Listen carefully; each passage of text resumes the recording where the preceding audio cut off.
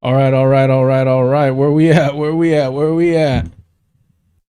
How do I reach these kids? Go on, Damos. I hope everyone's doing well. It's a little dark in here.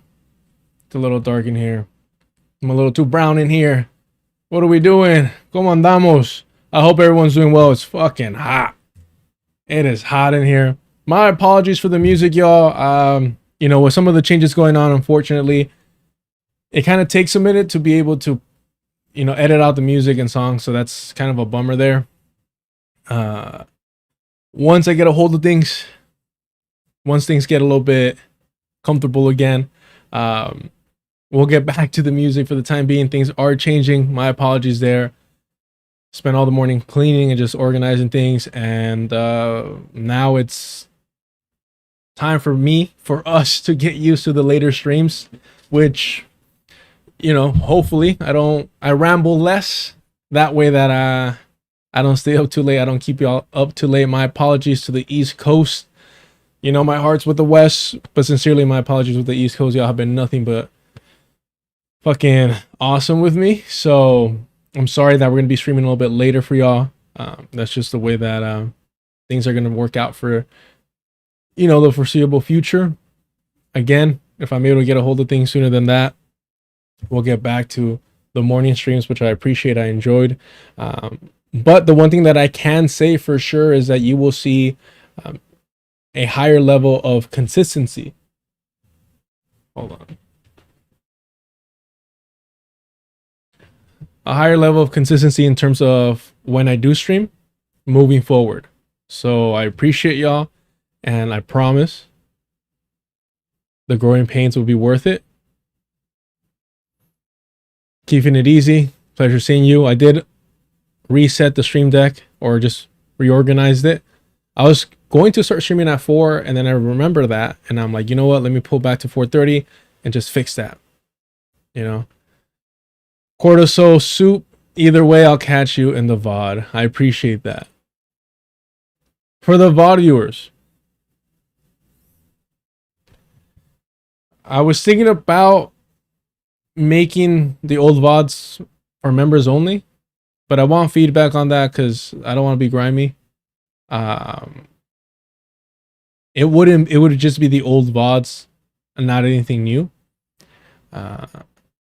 But let me know what you think about that.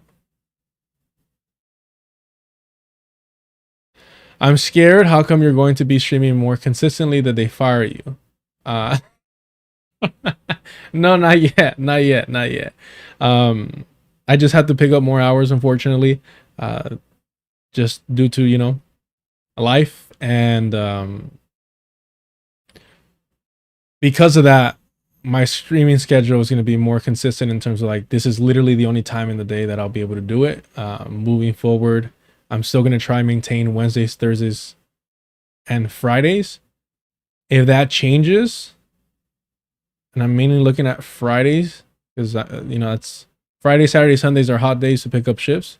So that would be the only thing that maybe it'll go to like Tuesday, Wednesday, Thursdays. But either way, in terms of like the time slot that I can stream, that's going to be more consistent.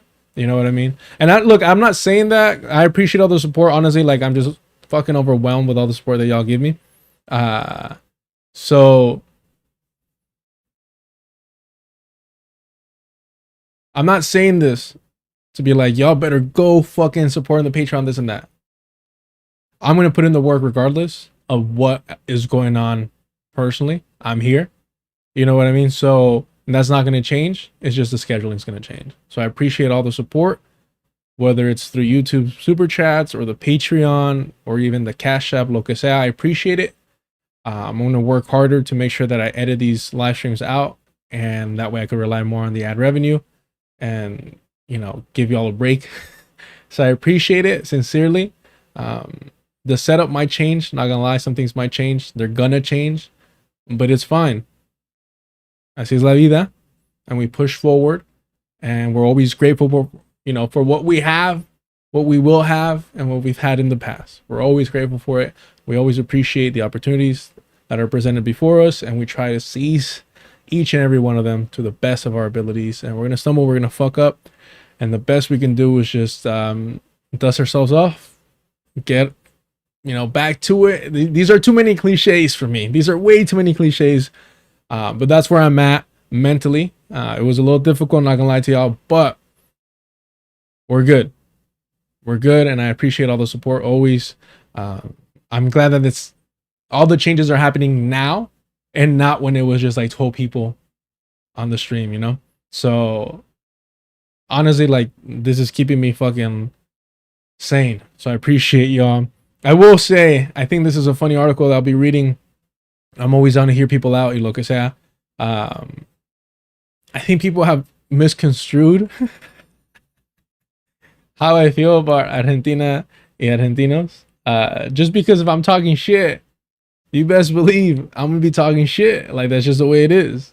And if somebody who is an expat, sex pest is like has their whole identity behind Argentina, I'm gonna go a little harder just to fucking be an asshole. But at the end of the day, the chance and all this aside, todavía es parte de Latinoamérica. It's still part of Latin America, and because of that, at the end of the day, I don't give a damn about soccer. But if I hear that it's Argentina versus England, that's not a question for me. Now people can, be silly and be like, well, it's just Europe versus Europe. Which, I'm not going to argue about it. But what I will say is, well, at the end of the day, it's still part of the Monroe, now the Don Roe doctrine. And Argentina has faced a lot of U.S. targeting. You know what I mean? So there comes a time where I have to kind of pull back and be like, all right, enough of me being an asshole, enough of me being petty. Let's recognize, the real situation, especially because shout out, to the individuals that ran out Georgie from fucking Twitter. He needs it. He needs it to breathe. He has a blue check because he's, helping Elon out and Elon's helping him out.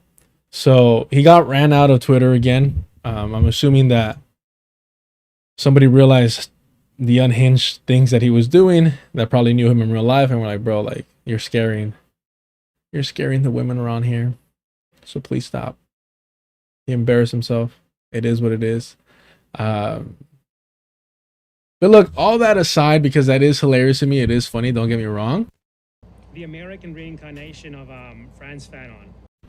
How can I, truly hate somebody that gives me compliments like that and keeps me on check to make sure I'm never too anti-Semitic? Probably like 50% of these comments are fine. 30% are borderline. Like somewhere in the middle. Potentially yes, potentially no, depending on the intent behind them. And then like 20% are just straight up openly anti-Semitic. Look, I'm sorry. That's like a long drop, but I love that shit because he's like, maybe yes, maybe no. That's my favorite part of it. But it doesn't make any sense without the first part. And definitely you can't leave out the 20%.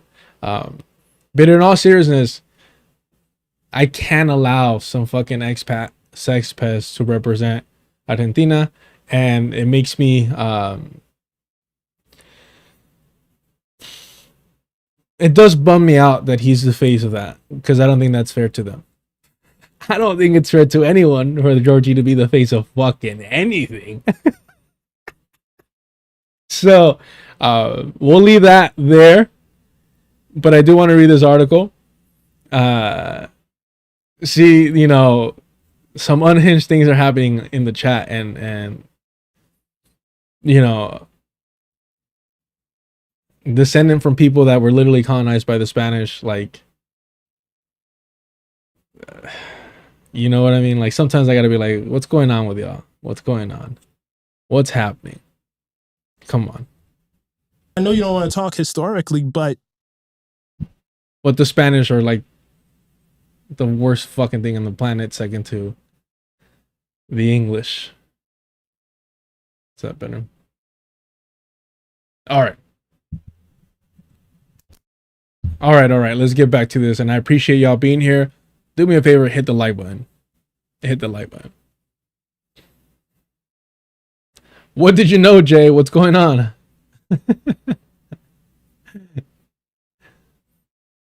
That's hilarious.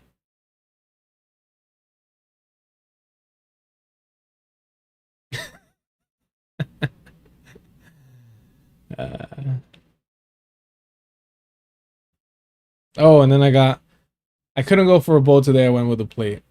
Look at this delicacy. I don't know why in the stream it looks, I don't know. It looks like it needs some octopus.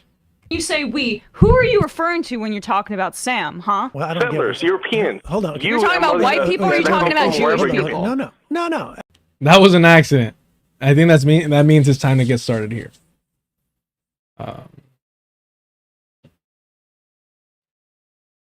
Wow. Yeah, see, it's just the problem is you says someone called the Spain versus Argentina game Palestine versus Israel, and I had to log off before I got indignant. And I'm assuming you're saying, because of the way you line that up, that Spain is Palestine in this context and Argentina is Israel. Because even if you were to flip that around, it would still be like really like, whoa, can we chill? But in that order, to present the Spaniards as Palestinians, legit fucking conquistadors, is as Palestinians, colonized people going through a genocide. Again, please, where are we? Of course we wouldn't be here. Of course we wouldn't be here today. It's always in my hands. It's always in my face. Open Base in Latin America. Where are you? Where are we at? Anyway. Only Froggy. I have no right to pressure the unofficial book club to do anything. But what I will say is Open Base in Latin America. Yeah.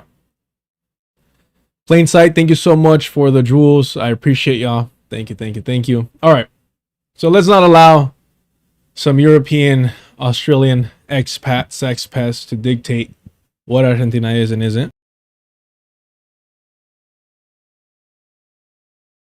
Let's read a little bit of this. This is from July 15th by Camila Escalante and Oliver Vargas.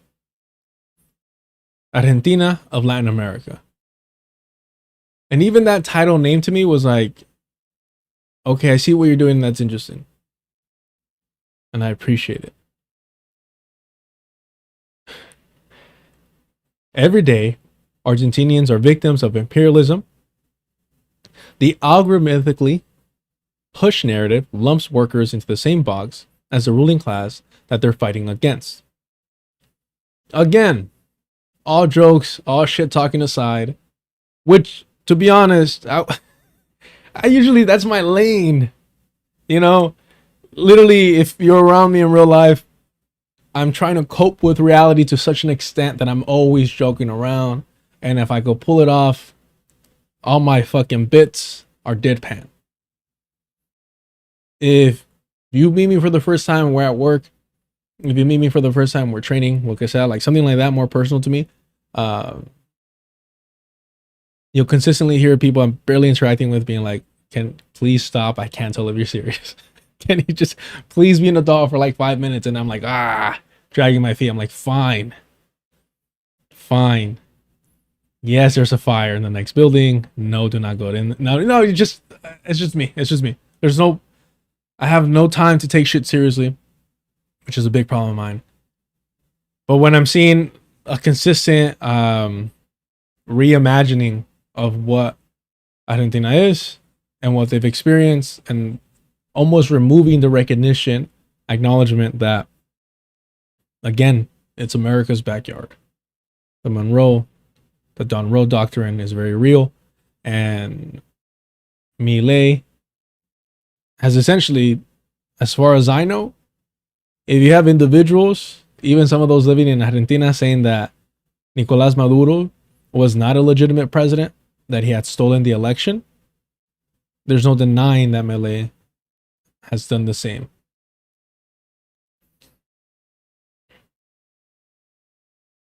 Argentina is now in the World Cup final, and false information is circulating, portraying the remaining non-European nation in the tournament as white supremacists, Zionists, and more, following viral clips of abusive behavior by Argentinian fans at FIFA's matches. Now, immediately and off the bat, and I'm reading this with all you, I'm going to push back because to say that it isn't white supremacists, and yet the ruling class and those in control of it are, I think there's a distinction between saying that, which makes up at the top here in its defense, the ruling class is white supremacists, and the state itself is serving white supremacists objectives at the behest, certainly, of the United States. Zionists, you go a handful of countries, if that, aren't Zionists. My frustration with this, as a non-soccer fan, as a non-football fan or whatever, I'm sorry, I'm a bad beaner. It is what it is. They put me in that shit when I was a little kid. I didn't like it. I'm not a team player like that. It wasn't for me. Fortunately, I found martial arts. Shout out to Dragon Ball Z. Shout out to the Mighty Morphin Power Rangers. And sprinkle in a little bit of Teenage Mutant Ninja Turtles in there. And martial arts was for me. And in that sense, I will say I think I am an outstanding teammate. It's just different. I don't like team sports, but I love training with great teammates, and I try my best to be a great teammate myself. This whole thing of trying to make like who you're supporting for some type of like moral test is so exhausting as a non-soccer fan, because it's like the whole shit should be objected to. And if you're not completely like pushing that shit out, don't try to grandstand on what team you support and which team you don't. Because I literally have family in Mexico that were messaging me complaining about the conditions and the restrictions that they were going through because of the World Cup. So if I'm over here rooting for Mexico, what does that say about like my solidarity with my family members there who are fucking extremely unhappy? They don't give a shit about, maybe it's a genetic thing. They don't give a shit about soccer either. So they're like, wait, why are we getting screwed over? Plus, I don't give a fuck about the World Cup to begin with. Right? So in a way, if I was going for Argentina, if I was going for Ecuador, if I was going for another team, oddly enough, it'd be more moral, or whatever the fuck that means in this context, than if I was going and rooting for Mexico. It just doesn't make any sense to me. Like, stop. Like, I don't come here and talk about mixed martial arts as much as I want to. But I know that that is one of the most reactionary sports in terms of ownership that there is. I mean, Dana White literally is like, will follow Donald Trump to the end of the world. And I'm still fucking watching, not as much as I used to. Definitely pulled back, but like, it's difficult. You have to understand, I started doing martial arts in elementary school. I discovered mixed martial arts the old school way at my dojo, at the gym, whatever the fuck you want to call it. Where somebody's fucking dad, who was like an OG fucking veterano looking ass foo, was rocking an old school UFC sweatshirt. I'm like, what is that? And he's like, I got you. Next time, tomorrow I'll come in and I'll bring you some DVDs. And there were bootleg copies of old school MMA fights. I saw Carlos Newton, at the time the welterweight champion, have Matt Hughes in a triangle. Matt Hughes lift him up and just slam him, and it was a double KO. Matt Hughes was knocked out from the choke. Carlos Newton was knocked out from the slam. And the mind of how old was I? Probably like 11, 10, who fucking knows? It's a wrap. There's no other fucking sport that will ever make me feel like I'm watching real life fucking anime. Yeah, it's Yasuo. I had no other option, right? Now, while I don't glorify MMA like some do, I still think that it's so young in its development that you should root yourself in one of the fundamental martial arts, whether that's wrestling, boxing, Muay Thai, Brazilian Jiu-Jitsu. That's just my take. But I can imagine for some people that are not as cool as me, definitely, that they're young and they're watching somebody kick a ball back and forth for, I don't know, 60 minutes. And maybe it's not 0-0 at the end of that allotted time, 80 something minutes, whatever. Maybe. And to them, that might be the most. I find that shit boring as fuck. I'm sorry. But I can say the same thing about baseball. I can say the same thing about basketball. Hockey is like kind of the only exception because they get down. They slam each other into the fucking, walls or what have you. I'm a Neanderthal. It's what it is. The CT has taken effect. Nothing else makes, my blood, I don't know, like my heartbeat skyrocket other than watching people concuss each other. It's literally never 0-0. Yeah, because then you have to stop the game at some point and say, okay, enough running around. We're just going to stand here and you're going to get a free throw. Wow. You're literally conceding in your own fucking sport. Mind you, this is why I can never cash into the Bean effect. I cannot be like, oh, I'm a Chicano, this and that, because of this shit.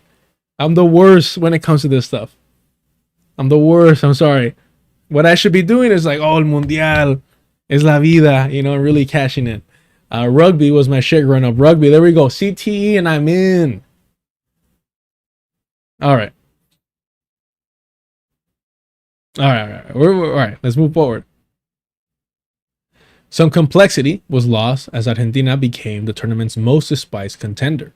Argentina, like the rest of Latin America, was shaped by European colonialism, capitalist development, and mass immigration from Europe and elsewhere. Throughout post-independence history, Argentina has been exploited by Western powers.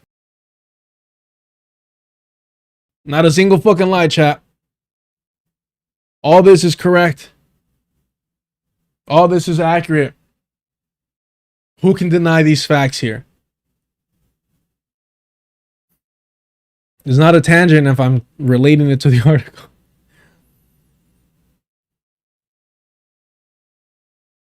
Street vendor serves pre-match group in La Boca, Buenos Aires. What is this drink?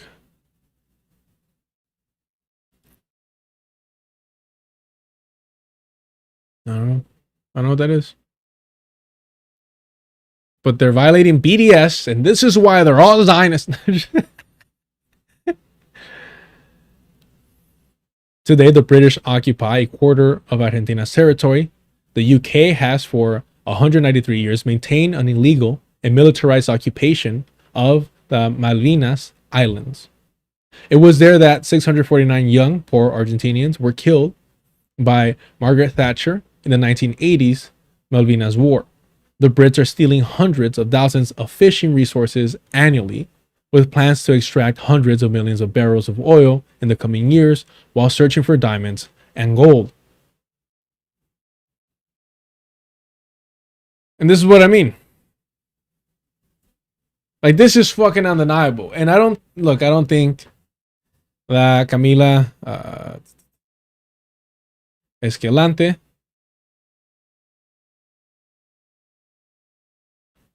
was purposely making sure to capture brown people in these images, right? But I am grateful for it, even if it was strategic. Esta es a media güerita, but it is what it is. For the sole reason of like, hey, let's not just forget the region that we're talking about. Yeah, essentially put it this way. Any sports ball thing, get it out of here. It's just not my thing. I'm sorry. No jocks allowed. Exactly. Yeah. This is a nerd space for nerds. Nah, I mean, it's cool. I get it. I just like to be different, and I like to pretend I'm unique and better than everyone else. It's not you, it's me. No, it's just never caught my attention. Funny enough, like growing up, for whatever reason, like you throw an object at me, I might flinch. I'm not gonna lie to you, I might flinch. But if you throw a punch, a kick, a knee, an elbow at me, I'm fucking giddy. I'm like, all right, dope. How do I counter this? Or, oh shit, I'm about to get rocked. And it might be, yeah, I don't know. The thing is, when it comes to martial arts, you don't have to be the most athletic person. You just got to put in the fucking work, and your technique has to be better. That doesn't mean that you're the strongest. Doesn't mean that you're the fastest. Doesn't mean that you're the most explosive. All these things. Back in the day, the Diaz brothers, Nate and Nick, we don't claim them. They're from NorCal. SoCal. Latinos do not use the N-word ever in recorded history.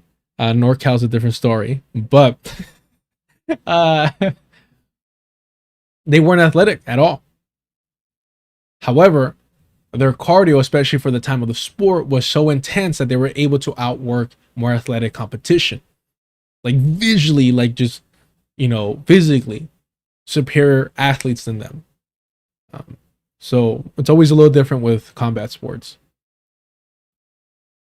All it takes is one. During these same years, US-backed military dictatorships killed 30,000 people, more than any other country in Latin America during that period. Y'all not gonna like this, but a good amount of those people too were, how do you say?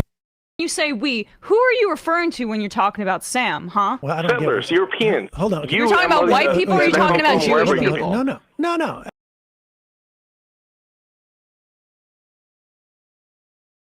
Good amount of them were Jews. There's a history in there that's very interesting.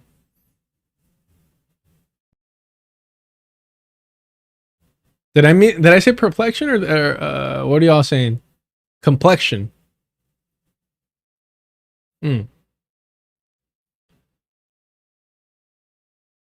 This paved the way for the looting that has continued through the institutions controlled by Washington, like the IMF. While that wealth is extracted by an imperialist power, the minimum monthly salary is just over $200. As inflation rises and conditions worsen, the majority of Argentinians, I need to stop fucking around. All right, sorry. As inflation rises and conditions worsen, the majority of Argentinians couldn't imagine raising tens of thousands of dollars to purchase FIFA World Cup match tickets for a holiday trip to the US. Economists at the CELAC report that 48%, nearly half of the Argentine population, lives in poverty. An additional third of the population is in the almost poor category.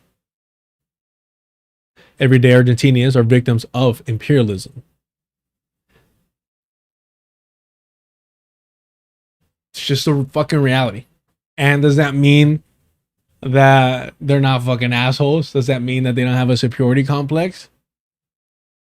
They sure fucking do. But I'm telling you, as somebody of Mexican descent, as somebody as a Mexican American, as somebody who the border crossed, me.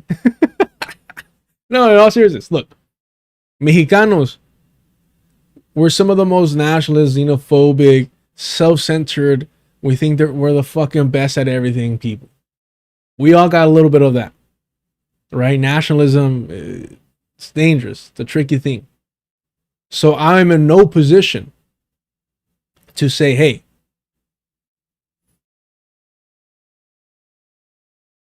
how dare they? Because I know how it is. I mean, when you look at something like, and I've used this example before, MS-13 was literally created because of the xenophobic harassment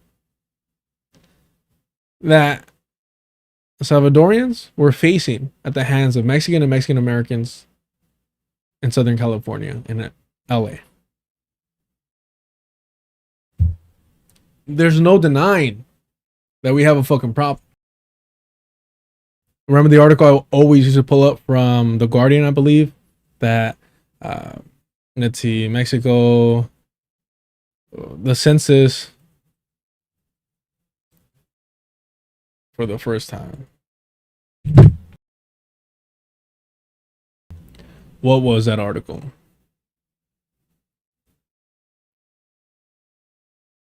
For those of you that have, are newer to the channel, I used to talk about this all the time. And then Scheinbaum was elected and everything was solved in Mexico, so I stopped bringing it up. 6 years old. We exist. We're here. Afro-Mexicans make the census after long struggle for recognition. The Afro-Mexican population are often overlooked in Mexico's cultural mosaic, but this year marks a statistical first. 2020, y'all. 2020. ¿Y cuántos mexicanos? How many Mexicans, Mexican Americans won't tell you? Oh, but Mexico ended slavery before the United States. Oh, but we had an Afro-Mexican president.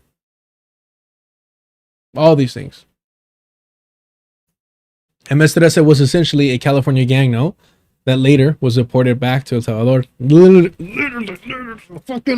that, bro. Literally fucking that. And they were only created because of the fucking harassment that they were facing by Mexican and Mexican Americans.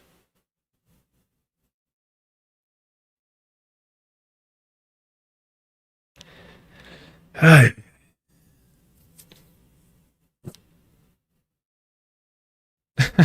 knew you were a Morenista. Look, I think their heart's in the right place, but I've never been one. But yeah, it's interesting. Yes, there's racism in the country, promoted by the elites through their media and right-wing political factions. The current government of Javier Milei is as right-wing and pro-Israel as it is unpopular. Working-class Argentinians have been out in the millions fighting against Milei and what he represents, from the neoliberal model of economic labor and social exclusion to a subservient foreign policy that promotes U.S. dominance in the region and world while rejecting Latin American unity. So when you look at a population and you're able to say, oh, they're racist as fuck, and I won't even fight you on that too much. But you see that they're organizing in ways that we're not. In Latin America, where we could say, oh, the abuse that cops inflict upon us, it's very much real. They were dropping people off of fucking helicopters just a few decades ago. They're still disappearing people. They're still massacring people. So all I'm saying is, like, let's keep that perspective very much alive. Let's recognize it. It's fine if you want to talk shit over some soccer matches. Look, it is what it is. It's fun. But let's keep a real honest perspective on the reality of things. Especially as, Trump gave Milei, how much did he give him? Like a couple, let's see, how much did Trump give Milei?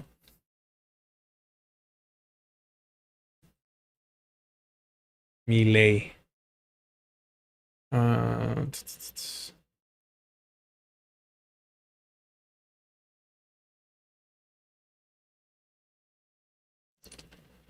Why Trump is giving Argentina a $20 billion lifeline to help its failing.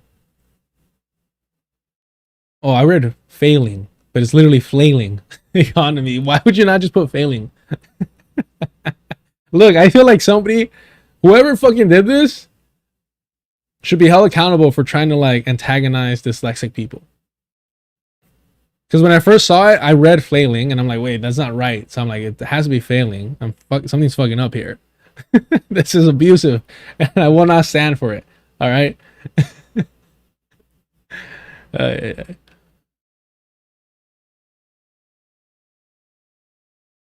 Nope, not doing that.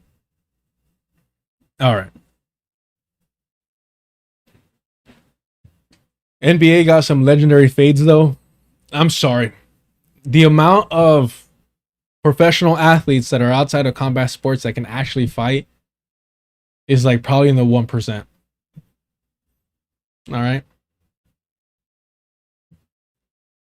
I'm sorry. Just if you dedicate your entire life to practicing, one thing, you might not be good at other stuff. That's fine. But the punches that I've seen thrown in every other sport are tragic.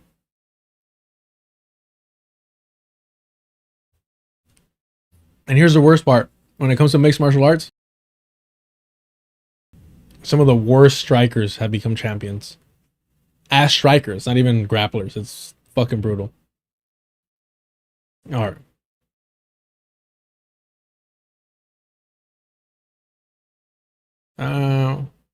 And in terms of like the media,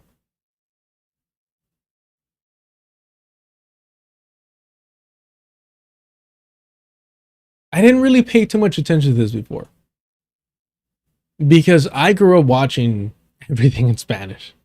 You might not believe it, but like I'm very grateful that in this giant ass, heavy ass TV, like just it takes fucking 4 people to lift this old ass television.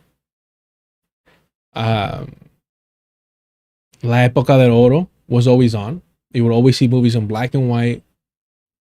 They were always playing. Cantinflas to me is when I talk about like Jim Carrey and stuff when I got older, the influence of Cantinflas, I can't even verbalize, I can't even communicate because I was watching him when I was so fucking young that I don't even understand how he has morphed my sense of humor. Put it that way. I was watching Cantinflas, El Chavo del Ocho, before I had memories, bro. Before Tintan, same fucking thing. Before I had memories, that shit was on. I know that much. Because my earliest memories, they were on. And all the fucking old people were watching it before I was born, while I was born y todo. But when it comes to the media, like that's the media that I grew up with. Watching Televisa, Azteca, America, watching, En Rojo Vivo, like all these things, that's what I grew up with. Very rarely was there ever anything like, until I was much older, on the television that was English. If I didn't have control of the television. And so maybe my perception of what Argentina at that time was versus what an English speaking American may perceive it as, the only thing a lot of you have to go off is, action movies and shit like that, where that's where Hitler ran off to and all this shit. So it just made me realize that, well, I can joke around shit and talk shit, and believe me, I love doing it. It seems like there's like maybe a real belief. And that is a little unsettling because I'm like, oh, have I contributed to that? And I probably have. Because I get tunnel vision and I'm just here to talk shit. I don't give a fuck. All right. One of Tintan's brothers did blackface in a movie, I think. Literally like the least surprising thing you could tell me. But that'd be interesting. Let me know. Idiom? Let me know. Follow up on that with me, please. Es que fue sin querer queriendo. I mean, come on, man. Damn, that is too fucking good, man. I will say, in terms of art, I think chalk, like street chalk, is underrated, man. Argentina is home to one of the last truly working class football cultures, with the ultras of all the major clubs coming together to join the anti-Melee protests on the streets from the moment he took office.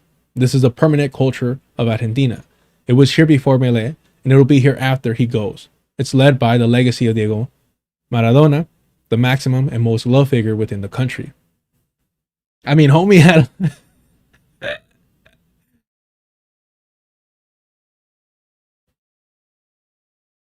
I was asked who, like, to compare. It wasn't Maradona. To compare. That's how bad I am at this shit. The Argentinian cat that everybody considers the GOAT. He was doing the home. He did that. What's his fucking name, bro? I'm not even trying to act. I really cannot remember his name right now. Messi. Like,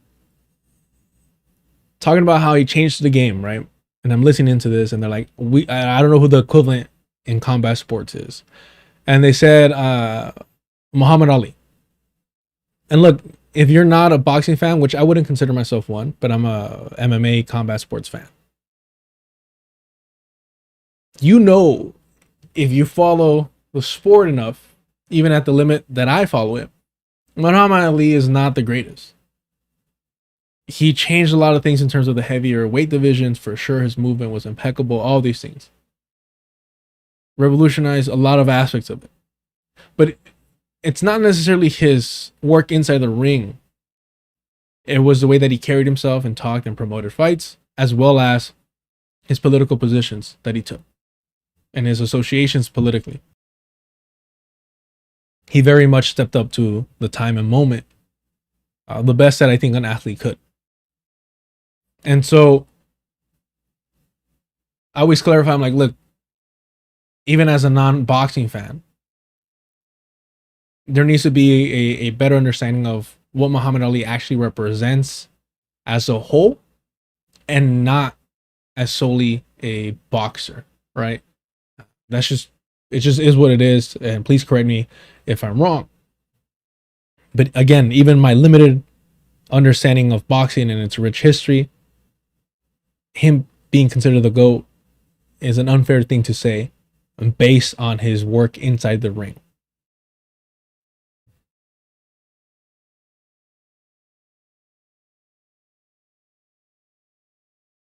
Y'all gonna get mad at me. You're gonna get mad at me for saying this. You're gonna get mad at me for saying this. I'm ready. I got the drops. They're back. Any other black folk want to engage in radical activist language in this fucking chat? So call me out.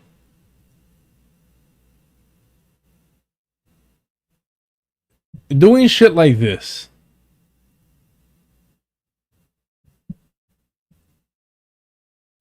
Hanging out with Fidel.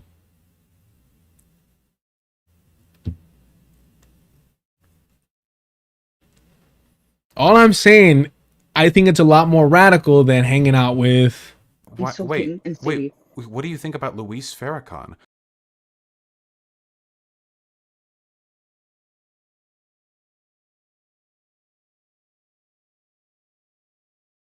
Is that a fair thing to say? Is that a fair thing to say? Please correct me, right? And so, I'm not interested in Diego Maradona as a sports ball player. I'm not. However, I've been meaning to watch his documentary based on his political affiliations.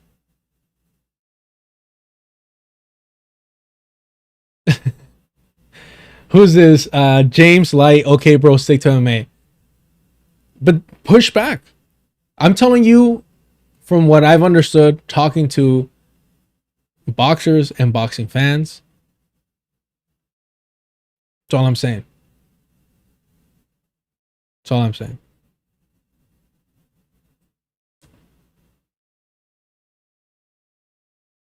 I've seen that a lot with other like Latin American countries where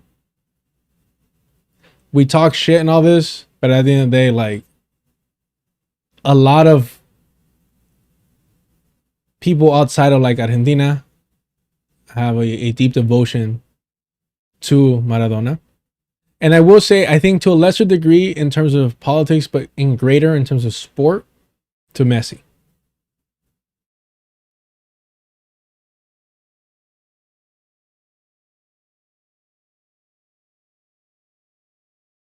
I'm not saying he didn't. What I'm saying, all right, we're not gonna get into a boxing fucking heavyweight thing. That's not. I'm sorry if y'all misunderstood what I'm getting at. I'm not saying he wasn't great. I'm saying that there's other heavyweight champions that have done more, but because they don't have the cultural impact, Ali kind of weighs heavier in that aspect. So who's the GOAT of boxing? Look, I'll tell you this.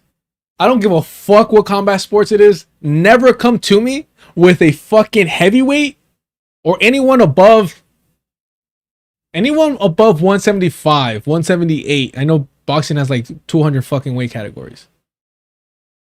I don't give a fuck. Anytime I see like little people, and I don't mean like, I know little people now is like, no, I mean like 5'5" and like, not that I'm fucking a giant or whatever, like, just, you know, their technique is always better.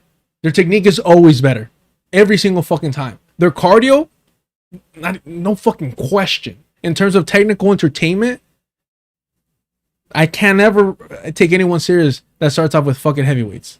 I can't.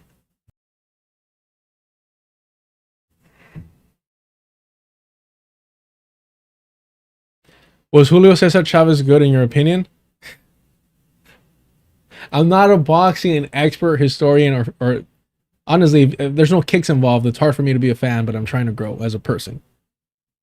But I'm so biased in that aspect because even not being a boxing fan, whether it's Oscar or Julio Cesar Chavez, Margarito Marquez, you have to understand. Because I was into martial arts, I would get clowned on for not being a boxer. You get me? Because it's like, okay, you're doing that kicking shit, but you're not punching. Like, you got to be a boxer, bro. You're Mexican. What are you doing? If that's the road and avenue you're going to pursue. So I would hear this shit all the time in terms of like, oh, you got to box like so-and-so. You got to be like so-and-so. You got to watch this fight, this and that. Honestly, till this fucking day. And I've only learned about that stuff reluctantly. But it's been very, very Mexican heavy because of the people that are telling me this shit are Mexicans. So you're never going to get a great opinion on me on behalf of that. All I'm saying is that if right now Jake Paul and Ali were to box, we all know who would win, bro. He already beat Tyson. What else do you want him to do? I know who I'm putting my money on.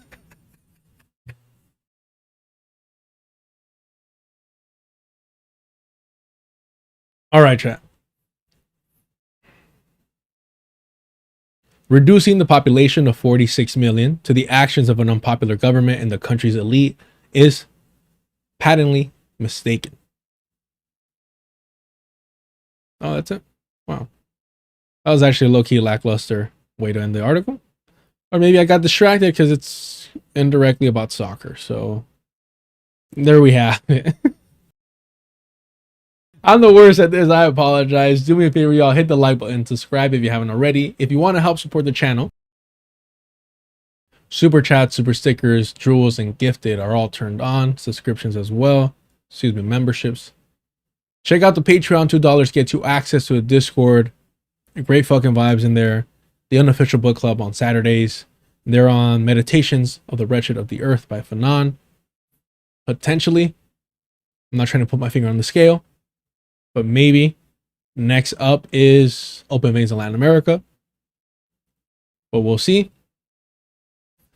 If you want to support without anybody skimming off the top, hit up the Cash App. All of that is in the description below. Let's get to it. More of this. More of this. What? Okay, we got to find out right now. I know she's Italian. But what is the other half?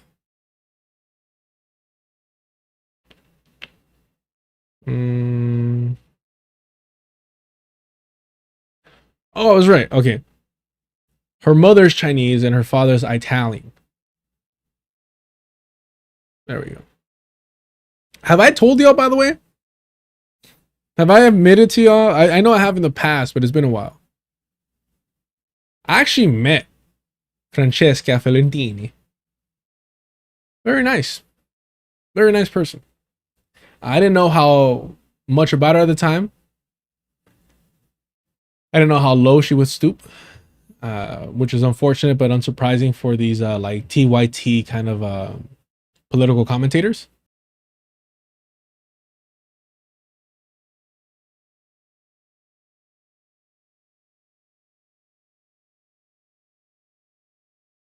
No, it was a super short article that was a tad bit lackluster. It was almost like a summary of a better article. But I'll take, I'll take the criticism for having it, pulling it up. I'm sorry, am I pronouncing that country, that region wrong or something? What am I doing here? Let me see one thing. Should I be doing a better job at yeah, I should. I definitely need to do a whole lot better job doing a whole lot of things. All right. Do me a favor, y'all. We have 101 people watching the stream and we're at 39 likes. So, excuse me, we're at 95 people watching. Even still, let's even that out. And on the Deculturation live chat, we have 33 with 14 likes. Let's hit that. Let's hit that. I'm going to be a tad bit more pushy with that stuff. Unfortunately, things are the way that they are. All right. Thank you so much for the support. And let's get to this fucking nonsense. I mean, the cope, which is a word I generally hate, is still very much alive. David Barnes says, fixing to head out. I'll peep the rest of the stream tomorrow. Appreciate you, David. Thank you so much. Y'all need to check out the Discord. David's got all the receipts all the time. Much appreciated member on there. All right. For those of you that don't know, this is Lance from the Serfs. He may appear to be white and solely white, but his mother is Métis.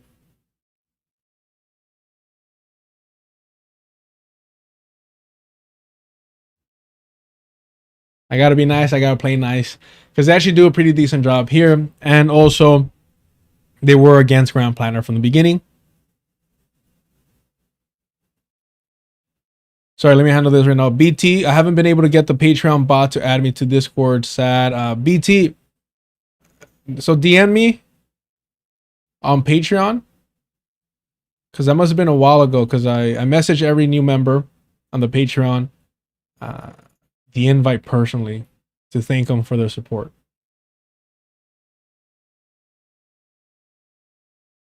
So, where are we at?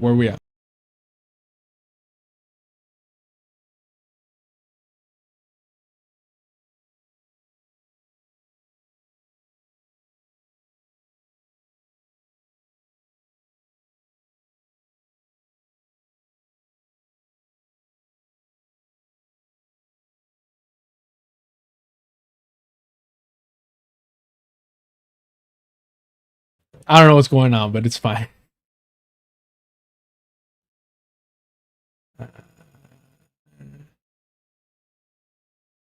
Yeah, BT, let me know. All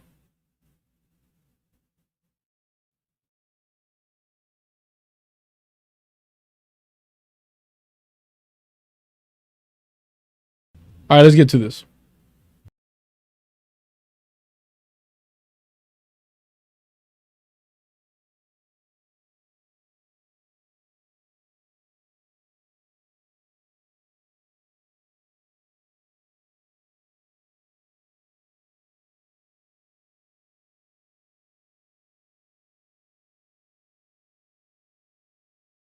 Why would it do that? Sorry about that.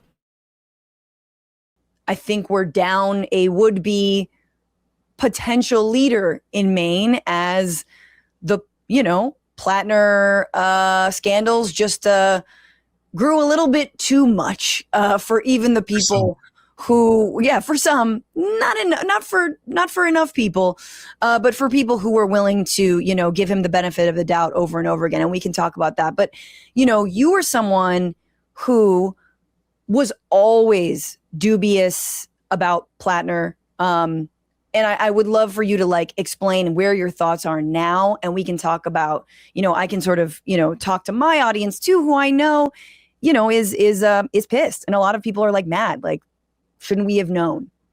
Well, to be fair to the audience members who are pissed, I think a lot of them are justifiably upset in a lot of different directions. I want to say to anyone who doesn't know this, and I asked you beforehand if I can reveal information so you get some behind the scenes tea, but Francesca actually did reach out to me to ask a lot of questions because she was, I guess you were identifying me as one of the few people who was anti-Platner from the start. This is what I'm getting at. This is what I'm questioning. How is it possible that Francesca Fiorentini has to reach out to a fucking Canadian to ask him what he thinks about Grant Platner running in Maine? Can somebody explain that shit to me? Can you make it make sense? Because I don't understand it. That shit does not compute for me. How the fuck are you, a political commentator, reaching out to a fucking Canadian on American politics? And they'll come at me with, oh, well, she's just being humble or whatever. No. This is somebody who's been on MSNBC, who's had a show on there, a special or whatever the fuck that was. There's a recurring guest on the Majority Report, previously a TYT contributor. Why the fuck are you asking a Canadian what they think about American politics? Is that not your fucking job? Oh, but she's just a comedian, this and that. Nah. Nope, you don't get... I can't stand how fucking lazy these people are. And it gets worse. Oh, it gets worse. Or at least vocally so. Yeah. And just like, yeah, and then doing exactly what you like want people to do, which is, you know, I respect you as a colleague. I'm just going to ask this. We're not going to turn it into drama. You didn't farm me. I didn't wake up the next morning and be like, leak text from the Serfs. Look at this cuck. And like all this kind of stuff. Like, it was very lovely and friendly. And you were just asking questions. And I think I said then what I still stand behind, which is that like, I'm as a person, especially someone who's like coming at this from like a Métis perspective, an anti-colonial perspective, I can't turn off like the unbelievable amount of evidence of war crimes this man did in imperial wars and boasted about it. It's like, it's one thing to say you served you know, in a certain capacity. I was like, you know, I was a driver, or I was a medic, or I was doing this, or even if you served in a combat duty, but you regret what you've done, you now work for like, you know, the Food Not Bombs, Life After Hate, something like that, right? That's so different than a man who actively bragged about, to be completely frank, massacring civilians in densely populated civilian areas with bombing and machine gun technology, right? So to me, when I was reading these posts and stuff, I was like, people in other countries rightfully would see this man as Satan, and they have every right to be upset at him, and to also wonder, do you as progressives in North America, in the center of the imperial core, as all of you are like now able to identify,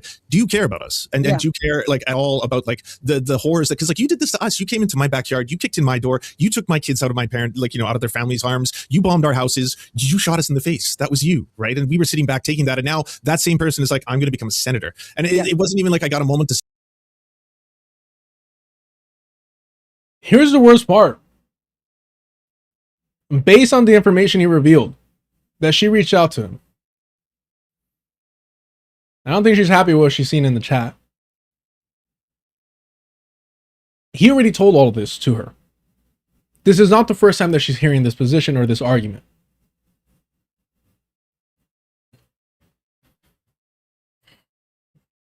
Understand that, you know, I was tripping out about him being Canadian, and I get that, all that. But he is, his mother's Indigenous. He identifies as Indigenous himself. So just keep that in perspective, please. I can get hyperbolic. I'm not trying to erase his identity. But it's still, to me, ridiculous for somebody like Francesca Fiorentini to have to reach to somebody outside of the country to get a political opinion. She's making the same face that Emma Vigeland was making yesterday when she was telling her that they were seeing Grant Platner through rose-tinted colored glasses. So understand that what's this fool's name? I'm horrible with this guy's name. Lance from the Serfs already told her all this. She heard it, she understood it, and just ignored it. Ignored that shit. You got a problem? Gio, thank you so much for the $10 super chat. All these people are in the group messages. She probably got ostracized by everyone just for meekly asking about Platner's issues. Yeah, maybe, but understand too that she's a careerist. She's a careerist the same way that Emma Viglin's a careerist, where they were sticking around TYT long after TYT had proved itself to be trash. Long after. She refused to quit in solidarity with Benny, a trans employee of TYT. When Anna Kasparian was going hard to the pavestone, I was gonna say hard on the mat, but what have you, on her turf arc, Benny, I think, was the only person who quit, and nobody quit in solidarity with them. Just keep that in mind. It wasn't until after things got personal between her, meaning Francesca Fiorentini, and Cenk Uygur, that she quit. Not until it affected her personally. And I think by that point, Cenk was like done with her. So it was kind of like a no, you don't fire me, I quit kind of situation that is always pathetic.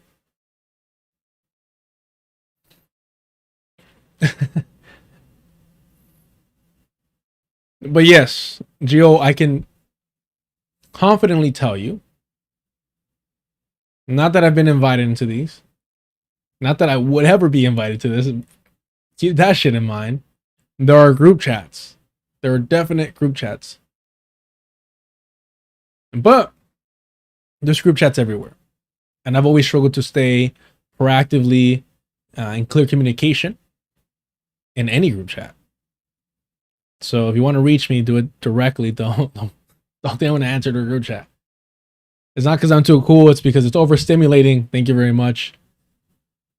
I'm good. But yeah, this face says it all. She ain't happy. Yeah, Dakadun, she was just on TYT like 2 years ago, maybe less. I think it was less than that, but you know, time has been strange since COVID. Canada is basically part of the US.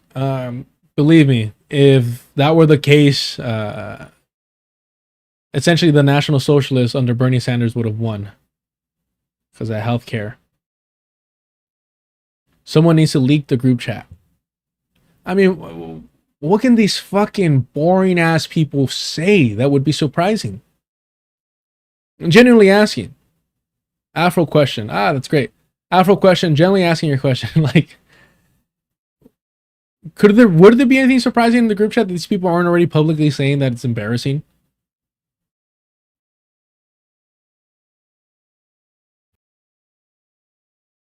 Yeah, Mondell Robinson only quit after he got too hot.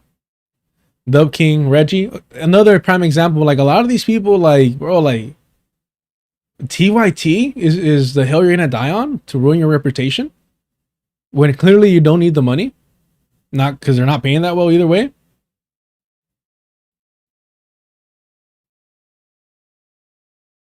Yeah, I was wondering about that, keeping it easy. He's got all this smoke for Platner, but was described at the beginning as dubious.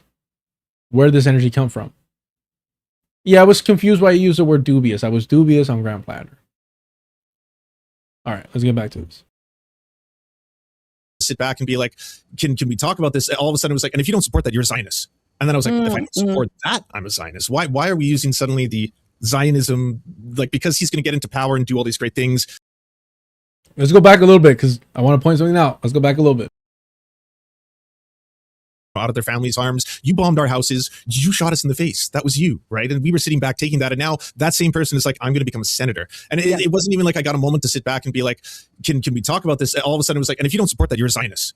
And then I was like, if I don't support that, I'm a Zionist. Why are we using suddenly the Zionism, like, because he's going to get into power and do all these great things. If you don't support him, you're the monster now, right? And I was like, so I Emma Vigeland did this. Emma Vigeland literally did this.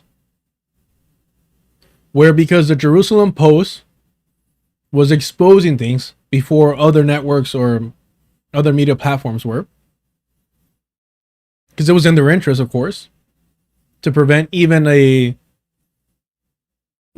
Platner, none of these people are actually anti-Zionists. They just know that it's that it benefits them politically to pretend to be so. But their actual, platform, their positions, they're not calling for the end of the Zionist entity. But anything that threatens the Zionist project to any degree, of course, the Zionist Jewish media is going to come out and oppose. So because the Jerusalem Post reported something, Emma Vigeland immediately wrote it off with no actual analysis of what was being said, which I think is like a key marker of just pure laziness and campism, right? Where it's like, oh, you're not on my team, so I'm not going to listen to anything that you say or report. That's not your job, especially as a political commentator. You should be looking at everything with a critical eye and see what you can gain and what information you could help other people not even understand, but just bring attention to. But yeah, they were definitely, Lance is right here. Essentially, if you had criticism for Graham Platner, you were labeled a Zionist. Even if you were to the left of all these fucking people. Or that you were being duped by Zionists. When these fuckers have Zionist fucking positions. I can't even be like, maybe I'll sit back and say, good luck to y'all if you want to reluctantly vote for the lesser of two evils situation. Like every single election seems to play itself out. Like I'm a Canadian and I'm supposed to be talking about this, like what I see as a war criminal in Maine for a very hyper specific election. That was my POV on the whole thing. And as more shit came out, I thought it was going to become more obvious. Like I thought people would become more alongside my POV, especially in progressive circles where it's like Nazi tattoo. That's Exactly. Not a normal or regular. The most frustrating part is it just really shows and this is why I don't believe that it was just an American chauvinist thing. It wasn't just that they ignored, downplayed, and dismissed the multiple tours and mercenary time, but they also completely believed the bullshit. Almost not even a non-excuse. It was just I didn't know. What's your excuse for getting this tattoo? I don't know. I didn't know what it meant. I thought it was badass, bro. I thought it was just a badass fucking tattoo. It's to the degree of comfortability, embrace, and support and defense of white supremacy that these individuals were willing to take part in. Because you would think that essentially the online left really grew because it was combating, reactionary neo-Nazis, alt-right influence online. That's how all these people got their big break, was through debating them. Lance has done it. I think he debated Tommy Lauren or some shit like that. I don't know these people. Some of them I'm actually not too familiar with. So how is it that part of your whole shtick is that, hey, we're here to combat white supremacy, these reactionary Republicans, and those to the right, but you're going to downplay a fucking Nazi tattoo? All I'm trying to get at, it's not surprising that they glorify veterans. It's a key trademark of liberals to glorify veterans, especially with those that have done nothing to prove that they're actually repenting. However, to outright excuse a Nazi symbol was, I think, a new low for these fuckers. Matt Legg and Em are literally still defending the tattoo. Oh yeah, in plain sight. That's,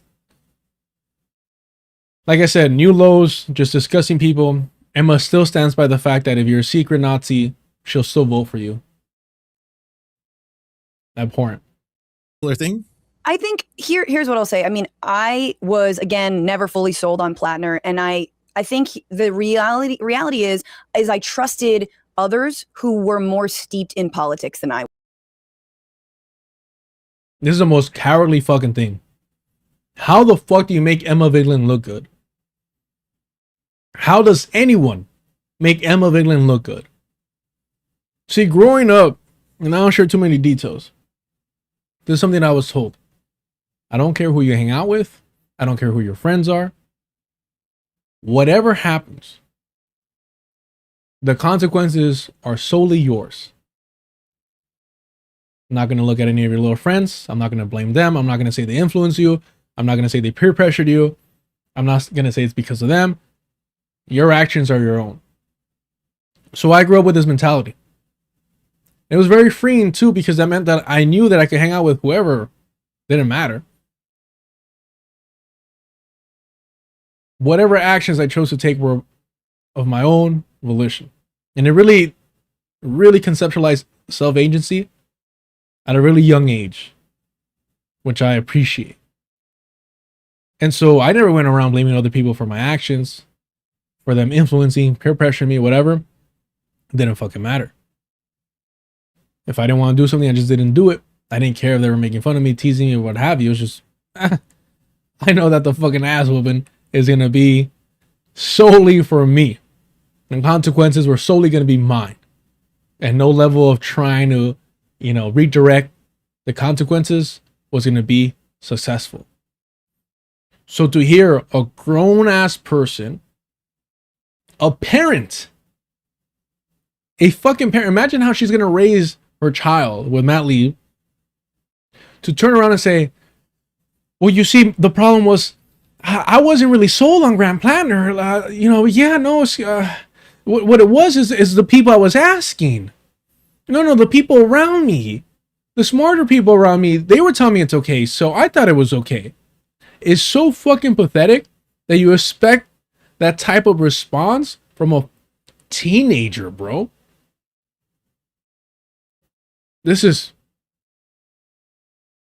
How do you respect a person like this? How?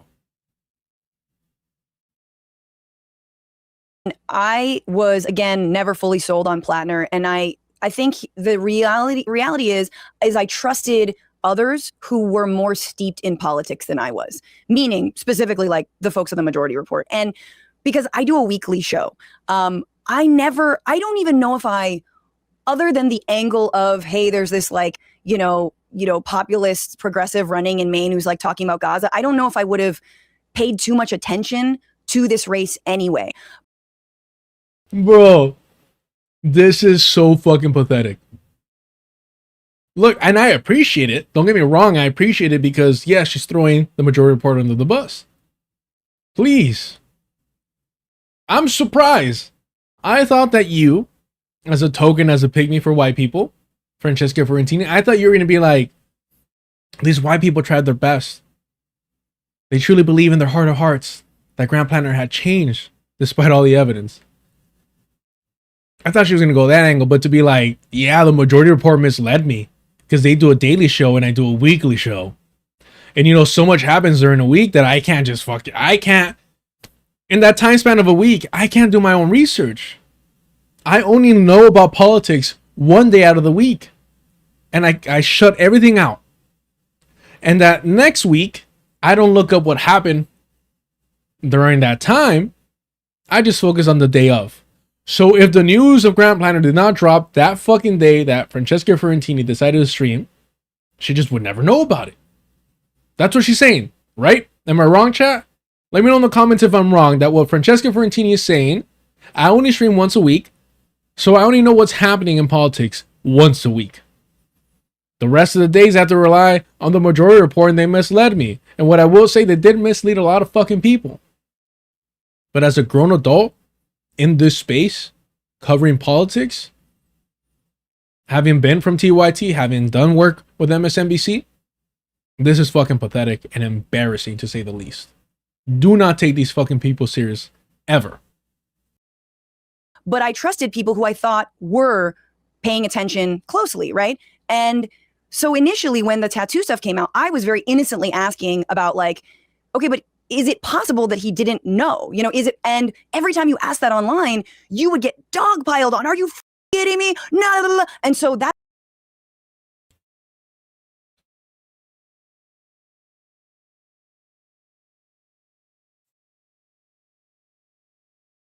I mean, you literally have to be.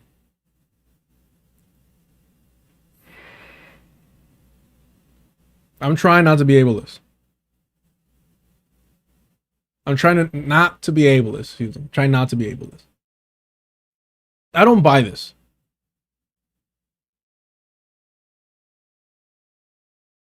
This view has 6,000 views. Excuse me. This video has 6,000 views, and it was dropped 9 hours ago. Still hot as fuck in here. Give me a sec.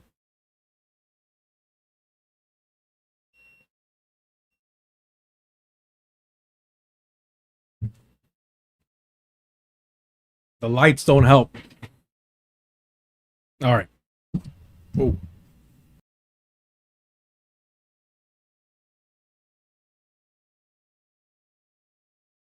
I'm like, why is it so hot?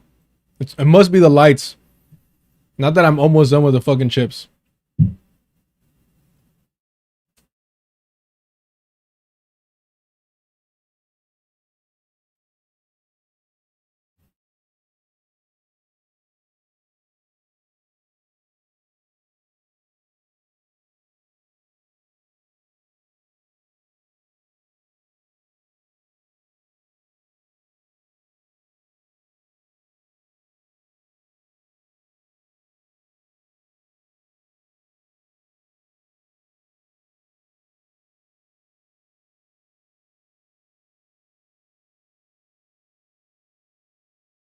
Okay. All right. This is pathetic. Let's carry on. You ask that online, you would get dogpiled on. Are you kidding me? No. And so that's why I privately reached out to, oh my God, to you and to Mike Figueredo. I reached out to him also to be like, give me your take on this, away from kind of the prying eyes of everyone who's like, nah, if you believe his story that he didn't know, you're full of shit. And for me, again, and I'll say this for the millionth time, is I had done a lot of anti-war work against the war in Iraq and Afghanistan, and I met a lot of former soldiers who, like, I didn't look through all their posts. I didn't know how the feelings they believe, but they openly said, you know, I was really racist, or I was really sexist, or I used to be really, like, I love the military. And now they were part of organizations that were actively campaigning against military intervention. So for the record, based on the video we saw yesterday with Francesca and Emma Vigeland, Francesca not only has done a lot of work with war criminals, but also in her friend group has gropers, and she knows a lot of rapists. What the fuck? What is your social circle like? Because she literally said that she had a friend who had a boyfriend who, once he would start drinking, would be groping all the women in the friend circle. And they just put up with that shit. She literally told Emma Vigeland that she knew people who had committed sexual assault, rape, the same way that Grant Platner had. Who is this fucking person? It's fucking disgusting. And to say Grant Platner, this wasn't him. Grant Platner was not part of an anti-war fucking coalition with a long record of organizing. Not that I would really care, because if you look at people like Abby Martin's husband or what have you, the Preisner guy, they're always still a little weird, and they still always want you to, like, respect them because they did join the military. Go fuck yourself, bro. Guess what? I'm broke. I chose to stay broke and not join the military. I chose to struggle. It makes me certainly more brave than any one of you fuckers that sold out to the US empire. But that ain't saying much about me, and much less about you. So, this is not Grant Platner. It's not like he was in an anti-war coalition. And even if he was, because, you know, he wasn't part of, but he was helping train, what is it, the Socialist Rifle Club? Or is it association? What the fuck does that mean, though? He said it himself. He was only doing it so they wouldn't hurt themselves. Not because he was ideologically aligned with them. Clearly. I saw in real time people before my eyes have these experiences, and I worked with them. I mean, we talked about strategies for ending war and empire with them. So to me, like, that's how I approached Platner. And I think, you know, even looking at some of his statements around the Iran war, he's like, look, for those of you who protested the Iraq war, we got to do that again. I mean, he was absolutely and squarely opposed to war. Still lying. Still full of shit. Still has not read his platform. He's not anti-war. He's anti-endless war. No different than Obama being against, was it stupid wars? Why is she still lying? Why is she still so fucking ignorant on the subject? Not to mention, oh, we have to oppose and protest the Iran war the way that I oppose and protested the war in Iraq. Does that mean that all of us that protest the war in Iran have to then go sign up to participate in it? Because that'd be the Grand Platner way. And then to sign up to whatever war after the fact. Because that would be the Grand Platner way. And then to sign up to be a mercenary after the fact, because that would be the Grand Platner way. And of course had made these very believable, now sort of looking back on them, narcissistic, sociopathic apology videos, right? But the fact remains, and for folks who are pissed at me, look, if I had done like a 30-minute deep dive into Platner, I think it would have done a good service to everybody. And, you know, probably, I know I would have emerged from a very solidly like 60-50, 40-7, whatever the fuck, you know, it was going to be. 60-50 is not, that's not how numbers work, but you know what I'm saying? Yeah, math is hard. But because it's like this election in Maine, and I'm like, I don't know, and everybody, none of the scandals seem to break through, and I'm like, I'm one commentator with a much smaller platform. I don't see the impact here. And I thought the New York Times article was so bungled. How are you going to rely on an account from a woman who started a Women for Kavanaugh group? Like, come on. To me, all that was like very bad. You see why I use the word cope? I don't like that word. I'm too fucking old to be using it. But is there a better description? I mean, look at Lance. This is like, for me, the universal sign of chale way. Like, oh, fuck. Oh, brother. I mean, this says it all right now. Now, you can't be fucking serious. This is the angle you're taking. This is the approach that you're taking. Francesca's like, me? Well, maybe if I would have taken 30 minutes. But I didn't have 30 minutes. I only do this once a week. I'm a comedian. I'm a mother. I'm a wife. 30 minutes. Please subscribe to my Patreon and support the channel financially, where I cover politics and political things. But I don't have 30 minutes to talk about one of the most prominent, popular campaigns in the country. Especially because Maine, the whole thing with Maine was like, hey, it was going to secure a majority for the Democratic Party. But she didn't have 30 minutes. But also, even if she did have 30 minutes, guys, come on. She's just a tiny channel. She's just... Everyone, she only has 285,000 subscribers. What do you expect a channel like this to do?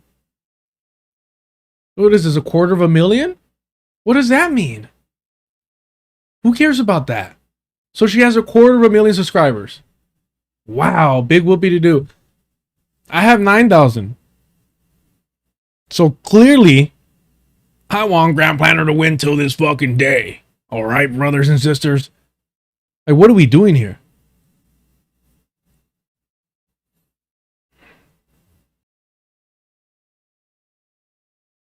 Women for Kavanaugh group. Like, come on. To me, all that was like very bad. And I didn't. What's up? Could I ask you a genuine question about that though? Yeah. Just because like I was never on the other side of like, I love redemption stories and redemption arcs. And I never was someone who's like, I want to discount a human being simply because they want to change. I am advocating for that and want people to change. And I'm super open to stuff because like we're all racist. We all have stuff to unpack. There's no such thing as an innocent person amongst us. Like the idea where it was like, we can't find a perfect candidate. There's no such thing. I was like, yeah, I'm not looking for someone who's never had a racist thought in their lives. That doesn't exist. I agree with you. But in the case of this, was it not ever concerning that he kept returning? Like it was someone who the anti-war candidate was a person who actively chose to participate in the war so many times that he went back and then chose a different theater to return as a mercenary. That was and also doing security, but the most notorious torture. Yeah, no. Yeah, Lance. No. Oh, brother. I thought we're all friends here. Woo. No, security. He was a security guard. What do you mean? No, he was just a patriotic security man. He's basically Paul Blart, Grand Platner. Yeah, that's what he was. Oh my god. The fuck is this, bro? What are we doing here? I'm sorry, this shit doesn't work. Maybe we're a little bit more Italian. I don't know, maybe you could pull it off, but this shit does not work. I'm sorry, you can't do it. You can't pull it off.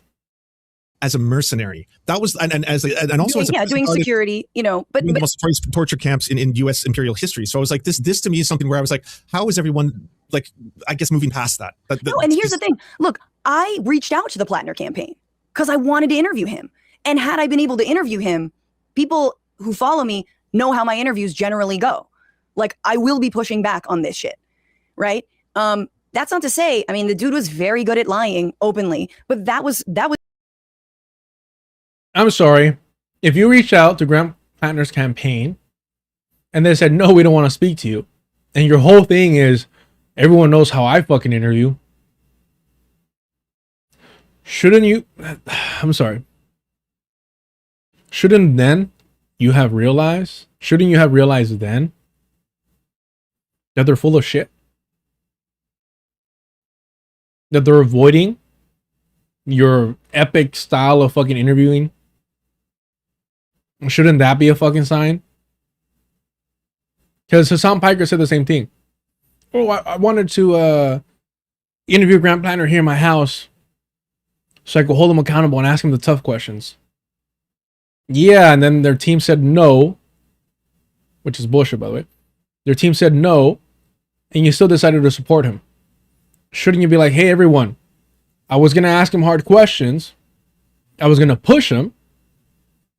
And his team decided not to engage. So I can't trust him if he's unwilling to handle tough interviews. You would fucking think, right? Do me a favor, y'all. Hit the like button. Thank you so much. All right. Was absolutely something I was going to say. Look, his Reddit posts also are laughing at like an American soldier that gets killed by the Taliban. He calls him like a fat. Like there's a lot of, it's like I saw it's killed. That was absolutely something I was going to say. Look, his Reddit posts also are laughing at like an American soldier that gets killed by the Taliban. He calls him like a fat. Like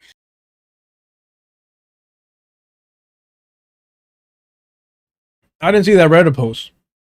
I saw the Reddit post where he was justifying peeing on the corpse of the Taliban. But I didn't see the post of him making fun of a US soldier. But if you're saying that he called him a fat fuck, it seems to me, based on the information you're giving me, Francesca Fiorentini, is that he's making fun of this US soldier for being too weak, for not being cut out to be a strong warrior like Grant Platner.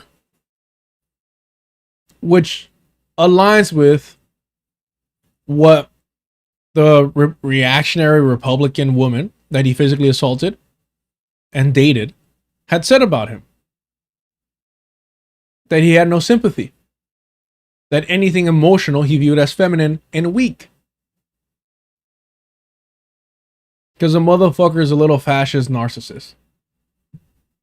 And even now you won't admit it.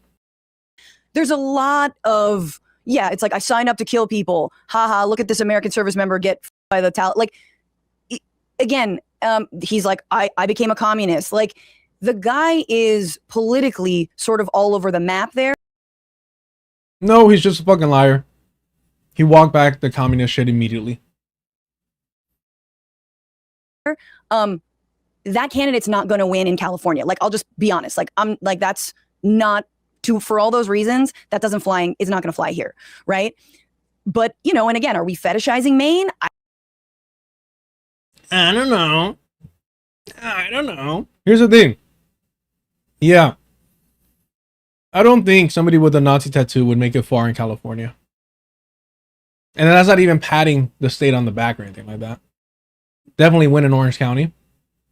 Definitely. Record numbers in Anaheim. No question about it. But this idea that maybe we're fetishizing Maine. Maybe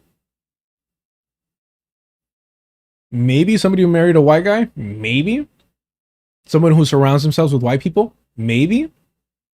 No, you absolutely are fetishizing Maine. That's why I said whenever I hear the word rural, yeah, you know, these are rural people, hardworking class rural people. It's a fucking dog whistle. So these are real Americans. These are white people. They matter. They're who we have to cater to win back power. 98+% white. Maine. Of course, they were going to support somebody with a fucking Nazi tattoo. Of course, they were going to support a war criminal. I don't understand the fucking excuses here. I don't know. Are we, you know, but again, I think the final straw was actually the final straw for a reason. And we're now reliving sort of a memento-like moment where all the other straws are like, yeah, but I still maintain that it wasn't like blindness or like that this was definitely the straw or it had to be the tattoo. And I respect people for whom that was the case. It's just that for me, I was relying on wonks and other analysts who honestly, and I love them, were not actually doing their due diligence or Wow.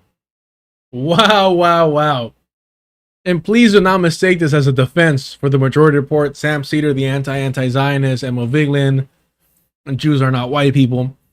Matt Leck, listen only to Jewish historians and not Palestinians. You know, that guy. This is not a defense of the majority report. But to double down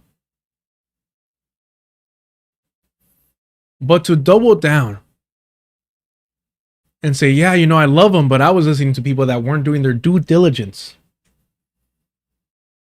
As if you don't have a political show. The Bituation Room is a play on what? The Situation Room. I'm pretty sure you have a political show. When we talk about a narcissist, when we talk about people unwilling or incapable of taking responsibility, this is a prime. She's a comedian. Yeah, Jon Stewart is a comedian too. Is a prime example of somebody that is grown. How old is not, you know, we've got to find out. How old is she? She's 42 years old. She's 42 years old. She's a decade older than me. Mind you. She looks great. I'm not shocked by saying, oh, she looks ancient, whatever. Yeah, no, you look fine for your age. Congrats. However, at 42 years old, I don't want anyone thinking I'm being a misogynist in that aspect of it. I'm literally shocked that a 42-year-old cannot take accountability. That a 42-year-old who has a political show, a weekly one, but a political show nonetheless. Francesca was a news reporter for years with Al Jazeera. Fucking man. That's Qatar, right? Al Jazeera's Qatar. I always forget. Hey, look, Qatar, run that fucking check, homie. Let's make this magic happen. Let's do it. Let's your boy's ready to have a job. What the fuck? Wow.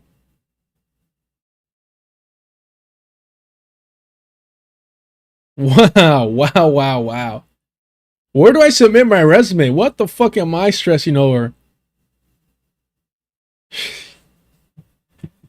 You guys want an Afro-Latino Mexican historian?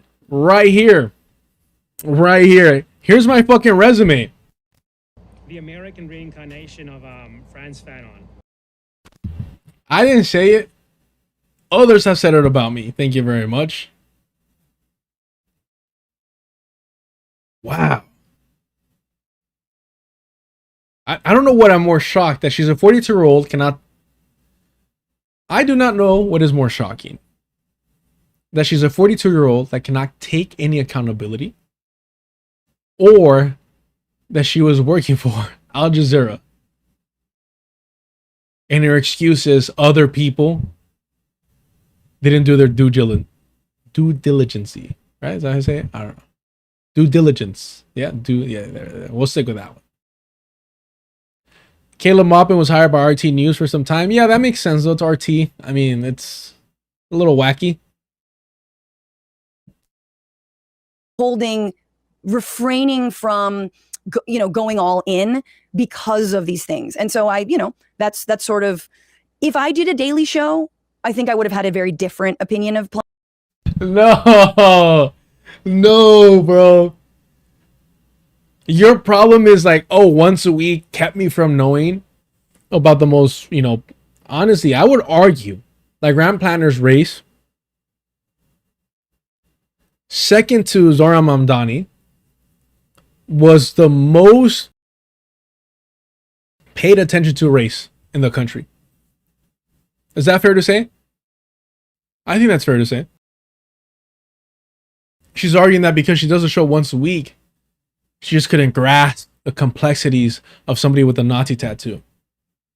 With that war record. That maybe if she would have extended it from one to, I don't know, every fucking day, 7 days out of the week, go straight Hassan, then she would have had a principal position. I'm sure that's the case. Platner, because I would have had to cover him all the time. And I didn't, and I don't, And I think also for a lot of people, like, you can't be expected to cover every local election and know the intricacies of every part. I think that's entirely true. I hate when they play nice like this. Homie, you're in Canada and you had the right position. What is her fucking excuse? To cover every local election and know the intricacies of every part. I think that's entirely true. I don't want to throw stones because I've been firsthand someone who's been wrong on other content creators and introduced them to other people. Like, Illuminati famously was like a super canceled person on YouTube, and I was one of the people who had introduced Illuminati to various other content creators. So I'm not saying that like I'm above the fray, and I've never not had the wrong instincts about anyone else. Like, if we're gonna colonize them, then let's actually show solidarity. God damn it! Defane, thank you so much for becoming a member. Here's what I'm going to say. And I love that alert. So thank you for that. This is how these people stay friends. This is how these people protect each other and cover for each other. No, I can't judge because, I introduced the other people who left his mafia to a content creator that was canceled and I didn't know. There's a whole thing with the Illuminati person or whatever. And then Ole tried to cop that name by going Illuminati, or I don't even know. It's fucking lazy shit. I don't know like what wordplay they were was going on over there. It was weird. Well, that individual that Lance mentioned, it's just another content creator.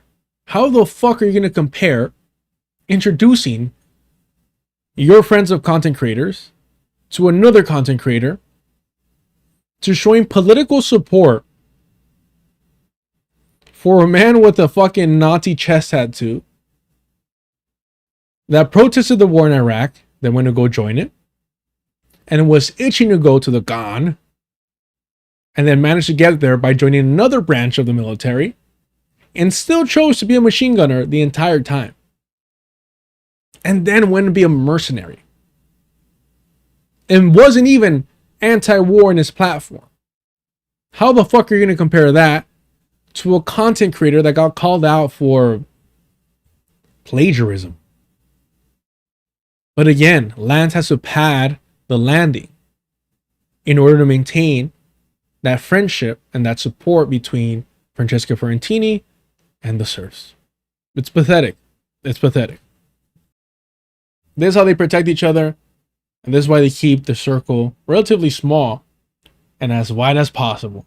Whatever, right? I think this though it should be a learning opportunity, not because I want people to self-flagellate, but because I think the right adapts and changes very, very quickly. And if I was someone who wanted to stop leftist organizing around anti-Zionist and anti-colonial movements, I would learn from this and be like, you know what was really effective? Even though he wasn't a plant, he may have well have been, because everyone started moralizing and talking over each other and trying to silence other people when they spoke about it. If you brought it up in any direction, all of a sudden, it was just so effective at splitting all these people apart, right? Yeah, and as yeah.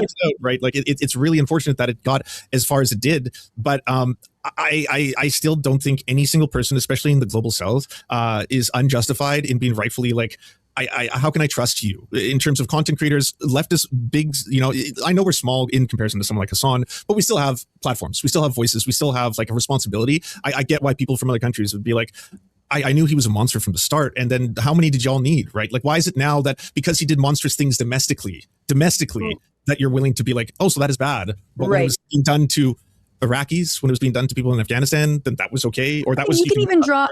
What I would say is to that is I just feel. I don't know why, but I'm craving some mango right now. That being said, I mean, this is a huge point right here. And look, credit to Lance.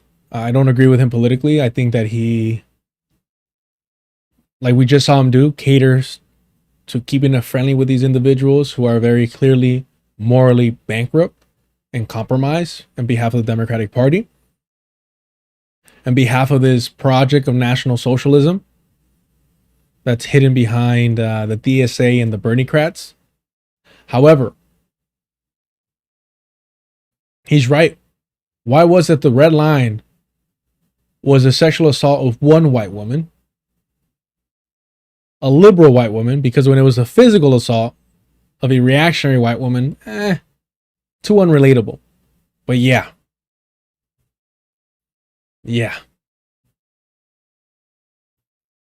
A liberal white woman, that's a step too far. That's a step too far. And so the countless women, because mind you, look, if Grant Platner raped somebody here in the United States, can you imagine what he was doing in Iraq and Afghanistan and as a mercenary?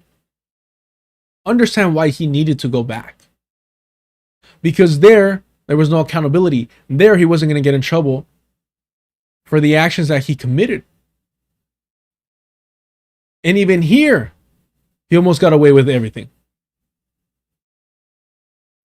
Utterly fucking disgusting.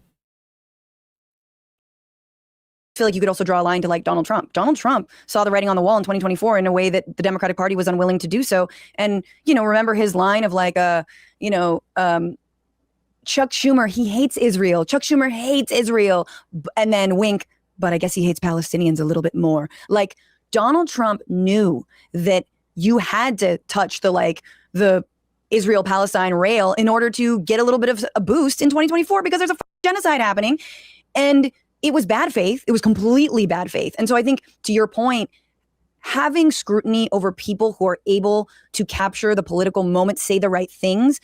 And I actually, I deeply disagree with the idea that character doesn't matter. I do think character matters. The problem is I don't think you have to have Ivy League character in order to, to be in politics. And of course, Platner. Ivy League character? Some of the most demonic fucking creatures walking the face of the earth come from the Ivy Leagues. Why would that be your example? Ivy League character. That is astonishing. I don't even know what the fuck to say to that. I mean, you could make the argument that like, well, what she's trying to say is like a polished resume and catered. Even then though, like, what the fuck? Are we not all part of the left over here? Like, not even a rat lib can be like, oh yeah, no, the Ivy League is where demons fucking are programmed and trained. Platner. I can't even say that. Oh, excuse me, paternalism. No, I thought you were doing like a Platnerism. Ivy League character. When you see, man, the colored folks, what they need is a white savior to be able to lead them to revolution. I don't fucking, what the fuck is that Ivy League character, bro? Hold on. Let me go watch Gilmore Girls real quick and I'll give you a rundown of Ivy League character, please. Not actually that working class, but all to say, you know, it is a learning experience, and I agree with you, and I appreciate your like candor, and I appreciate people who can be like, I guess kind of understand we're all still kind of on the same team here, and like. Well, that's why I want to start by saying like thank you for actually doing the thing that everyone talks about but no one does. You know, when you always. Oh, brother, what is more pathetic? Chat. What is more pathetic? What is more pathetic? We're all on the same team here, or Atlantis? Thank you for having the discussion. What is more of a waste of fucking time, meaningless, hollow slogan phrase? Hey man, we're all on the same team here. Or, I just want to applaud and commend everyone here for speaking their truths. Thank you so much. It was so brave of you to come out here and stream once a week and make money and blame it on everyone else. That bravery will live with this group forever, and we'll remember and cherish this moment. What is worse? I can't even make up my mind. I was gonna pause it because she said this shit about we're all on the same team, everyone. No, we're the fuck not. No, you're on the fucking war criminal Nazi tattoo get to pass team. We're not. But then I also fucking hate Lance because of this. I've always despised this approach. It's like very I've never had an office job, but it's very much like the emo bullshit thing, HR department. And this is why I don't trust this motherfucker at all. I haven't, covered anything related to the Serfs in a while, but older videos, I could not stand him. I mean, it's just it's something about his voice. I know I'm not one to talk, but it's really grating to me. Was here that like I really wish that like people would actually behind the scenes just be adults and talk to each other and have a conversation about this rather than turn it into drama and air it and be like, oh, you want to content farm each other, friend? We can fight. Yeah. And I'll make a hate video about you. You can make one about me, and then we got a whole cycle after Matt. It's gonna be hilarious. Like, yeah, but enough about the Vanguard. Shout out. But enough about the Vanguard. And even this, I want to like that joke. Even this, I want to like the joke. Because I'm glad that everyone understands that the Vanguard is just bottom of the barrel. However, not enough to call them out for the Zionist propagandists that they've been. Because that's the reason why they blocked me, which is adorable, because these are the free speech absolutist type of guys. Those type of white men. Totally not a red flag. And one of them is dating a brown Asian woman, so totally not a red flag. Everything's in the up and up over there. But the fact that like everyone recognizes that they're like fucking disgusting ghouls in this space, but everybody still loves them because they're white men. What are you gonna do? And they perceive them as young because infantilization. So hey, who cares?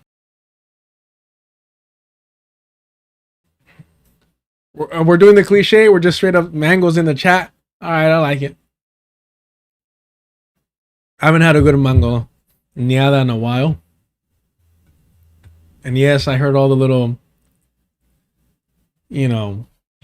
all the people crying about like, we can't eat the produce. I'm sorry. I believe in evolution. I believe in survival of the fittest. I believe that my body can adapt to whatever pathogens, parasites, and bacteria the man can construct in a lab to try and harm me. Because I'm in tune with my third eye. I speak to the ancestors. I eat nothing but organic. All right? I eat... Yeah. Look, the way things are right now, I ain't eating nothing fresh. We're fine. Don't worry about my health. We're good. It's fucking rice and beans, baby. All right, that's all I need to survive. All right. Hey, look, what was it? Who did that bit where it's like somebody had to find out which were the poison berries and which were the good berries? Yeah, only libs get sick from parasites. Exactly. That's because your stomach ain't patriotic enough.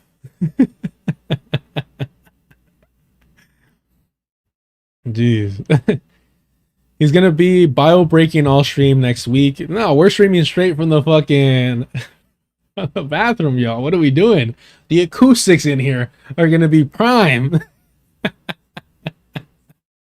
Do me a favor, y'all. Hit the like button if you want to support this little channel. Go ahead and look, Gio coming through. Thank you so much, Gio, for the 10th gifted subs. That means a lot, brother. Thank you so much. You're far too kind.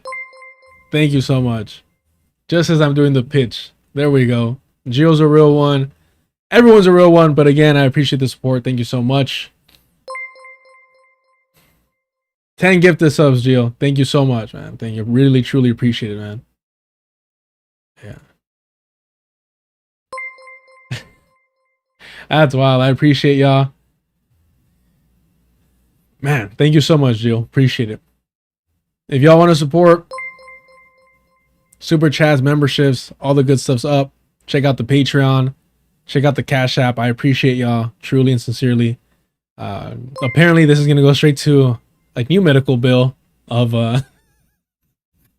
my digestive system, according to everyone here.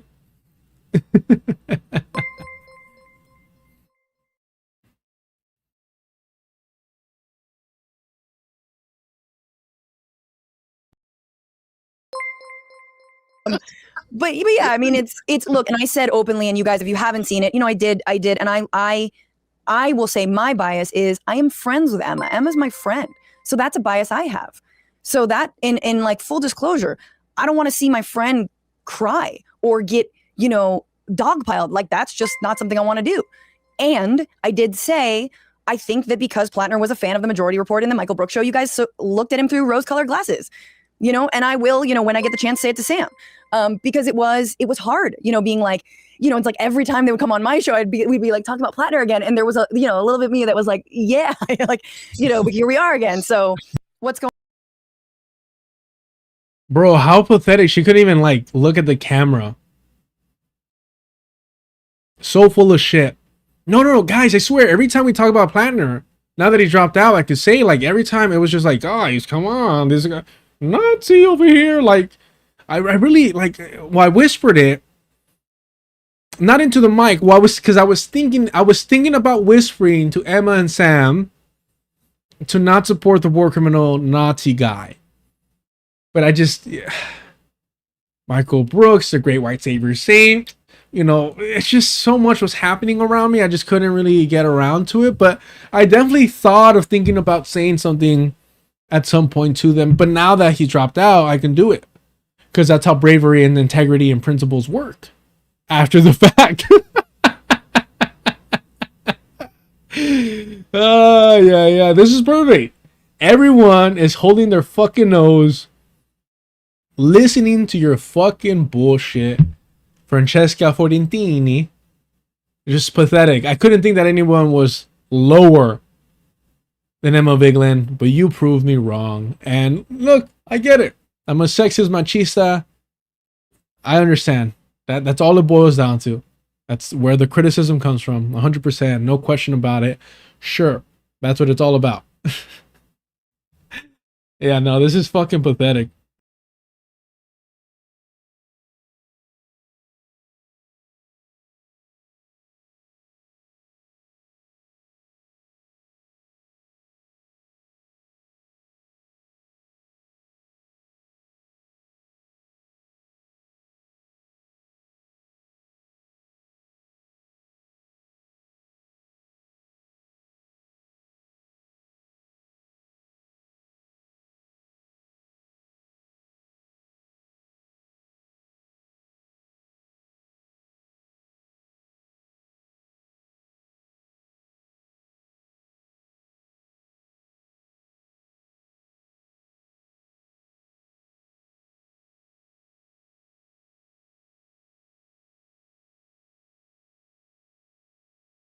Let's read a little bit of this. We won't read the whole thing, but we'll read a bit of this.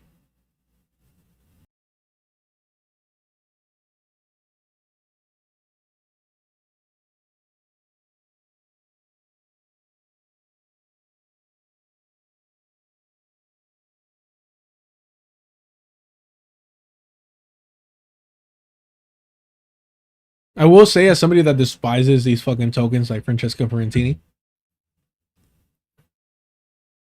if you're gonna be a token, I appreciate a bad token, meaning somebody that is such a fucking coward and so desperate to survive that they're even willing, when shit gets too hot, to throw their white saviors under the bus. Like for me, I'm like, all right, I don't trust you and you don't belong in non-white spaces, but I'm glad that you're such a fucking spineless coward that you'll even betray them just how you betrayed the rest of the global majority.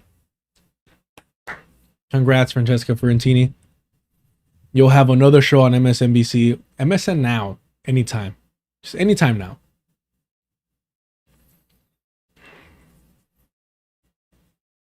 Yeah, the title's heavy. Yeah, no, very searchable here. 6 years a mercenary. Was a predictable implosion of the anti-war grant planner.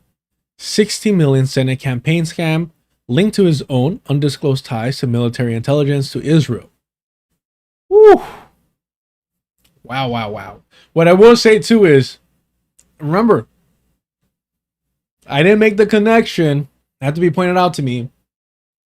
What if Ryan Grimm's devotion to Grand Planner, which was inexplicable to me in the past, was simply the fact that Grant Platner was a source for Ryan Grimm. So Ryan Grimm wanted to continue pushing him and his political ambitions so that he could maintain that political source. Excuse me, so that he could maintain that source in a new political realm. Hold on.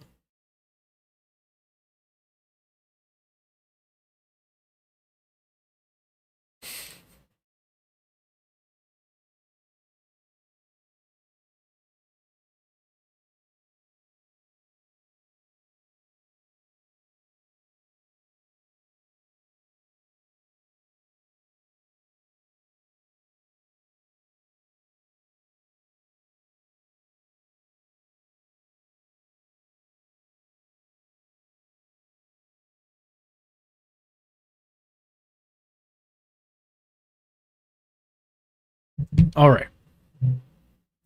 Now, this is by Marin County Confidential. Why did media undercount Platner's work as a mercenary by 5.5 years and ignore his work in military intel? Also, how the Platner rape allegations mirror an allegation against Ronald Reagan. Respectfully, I don't think we're going to get into that aspect of things. But I do love the fact that Ronald Reagan, and I forget his middle name, it's 666. I was shocked watching that Boondocks episode for sure. So again, this is from the Jerusalem. So this article is citing the Jerusalem Post.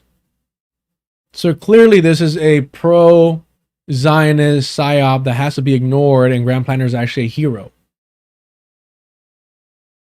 The Afghan government overthrown by the Taliban never existed, ex-soldier says, I'm assuming here. This is August 19, 2021.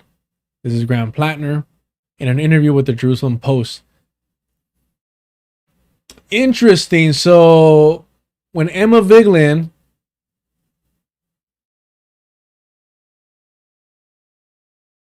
starts yelling at the left for listening to the Jerusalem Post, conveniently, she didn't know or didn't mention the fact that Graham Platner has been cited by them. They believed it because they had to. They couldn't bring themselves to admit that this might not be real. It was a sham. Said Graham Platner, who served in Iraq and then Afghanistan as a U.S. soldier and later as a security contractor. Military officers are not trained to admit that maybe we can't do this. In an interview with the Jerusalem Post, Platner reveals the deeply troubling levels of corruption, waste, and myths that undermine the U.S. role in Afghanistan, and explains why the country fell to the Taliban in just a few days.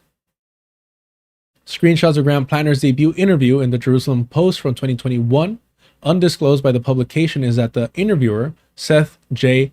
Frantzman, the J Post senior Middle East correspondent, is Platner's stepbrother and an adjunct fellow with the neoconservative Foundation of the Defense of Democracies. Oh, brother. Oh, I'm so fucking upset, man. You know what we missed, chat? You know what we missed? God, if y'all thought Fetterman sold out, if you thought Fetterman became the laughingstock joke for these rad libs, god damn it, bro. I'm so annoyed right now. The glorious, the egg on their faces. Yeah. I'm legit sad. I legit want to cry for all the, and you know, call me a fucking, you know, content creator trash bin or whatever. But the amount of content that we missed out on because of this shit. I'll drop it in the chat. Yeah, man. God, I'm so fucking mad. God damn it. Just come, Grant Platner, come back. It's okay. It's alright, it's fine, just come back. Man. Oh, the fucking...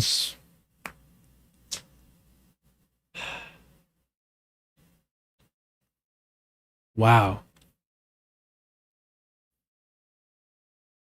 I'm legit upset. Because I knew about his brother, like having connections to the Zionist project, something about his book. But I didn't know it was this fucking deep, man. Editor's note. There's much to report from Marine and the Bay Area this week, but today's article looks east to Maine, where much has already been written about Grant Platner's ill-fated campaign for the U.S. Senate. Most of the coverage has focused on Fight Agency, the Totenkopf tattoo, and the various rape sexual assault allegations. Various as fuck. The latter issue appears to interest U.S. media only when the allegations are made stateside. Serial rape committed by U.S. military personnel and contractors against civilians in occupied countries is barely acknowledged. But there remain, after nearly a year, startling gaps in the mainstream and even progressive media's coverage of Platner, including his background in military intelligence and the extent of his mercenary work, his ties to Israel and the neoconservative movement, and his self-confessed war crimes such as his bragging about lobbying powerful explosives into densely populated areas in violation of even U.S. military restrictions. I mean, bro, that's just what we do out there. That's just what we gotta do to protect and save America and freedom, brother. Sometimes you just gotta lob an explosive in the middle of a crowd. That's just the American way. I don't know what you want or expect from us out there, but it's tough. It's tough out there for an American hero and patriot like myself, Grant Platner. I love Michael Brooks. In the absence of well-paid media personalities not fulfilling their duties, I respectfully outline some of the unexamined issues. The rest of the week's reporting will return to Bay Area issues. Well, thank you so much, and I appreciate that. And once again, this is from the Substack, a Marine's newsletter, Marine County Confidential. Shout out to them. Can I get a hoorah? All right. Hold on. That's Stolen Valor. My bad. The Oysterman Churian candidate. God, hey, yo, I owe you a fucking beer. So, I'm horrible at puns. Like, one of my greatest weakness is just my inability to make puns. So whenever, it doesn't matter who's doing it. Like, if I see a pun and it works, it flows, I voted for Kamala Harris. You got I a salute problem? you, I applaud you. Hype train, everyone, hype train. Can we get that drop? Keeping it easy. Or anyone, and I'm sorry to put that labor on you, keeping it easy. My bad habit at this point. I need that hype train drop. Thank you so much. ZZ Lion Dad, thank you so much for the $5 super chat. For the radical revolutionary leftist, salute. I appreciate the work. These rad libs can't be trusted. Absolutely. Thank you so much, y'all. So I'm horrible at puns. Whenever I meet somebody that's good at them, I'm like a little kid who's watching somebody do magic. I'm just like, how do you do it? I don't get it. And my brain just can't. I don't know. I'm assuming it's just the dyslexia. I don't know what it is.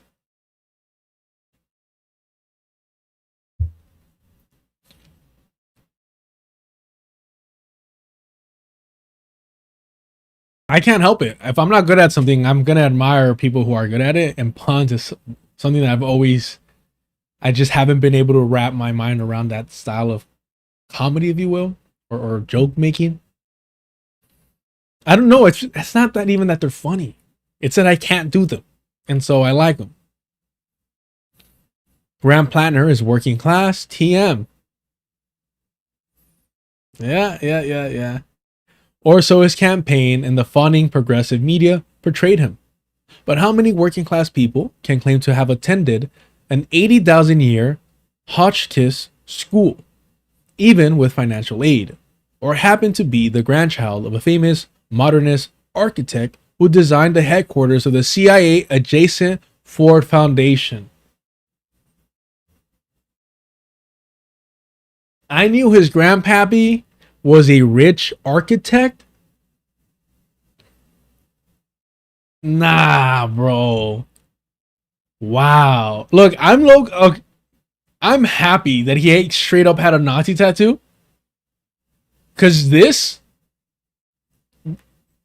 nah, you would have been called a conspiracy theorist for like being, hey, maybe we shouldn't trust this guy who's the grandchild of the architect for the Ford Foundation's headquarters. Because this should be, for any fucking socialist, communist, anarchist, a red flag with the way these families operate. Or has their stepbrother, a fellow at the $41 million neoconservative Foundation for the Defense of Democracies. Had these details of Platner's elite family background been reported by the media, it might have been more difficult for Platner's campaign to raise $16.3 million. Jesus. Does he have to return all that? What is the rule now? I mean, it has to be for his campaign, and he hasn't dropped out yet, but he has, or he's pretending that he's not going to continue running. So what happens to that money? Much of it from actual struggling working class people. In classic Platner fashion, the now shuttered campaign has reportedly spent all but $100,000 of its $16.3 million.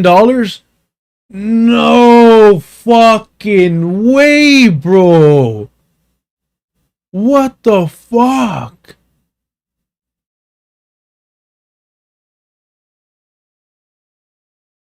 How? Bro, how? He hadn't even started the general.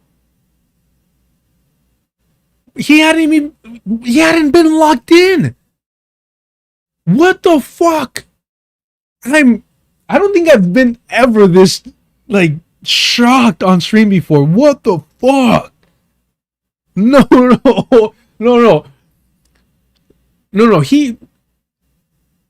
Dude, there has to be a federal fucking indictment.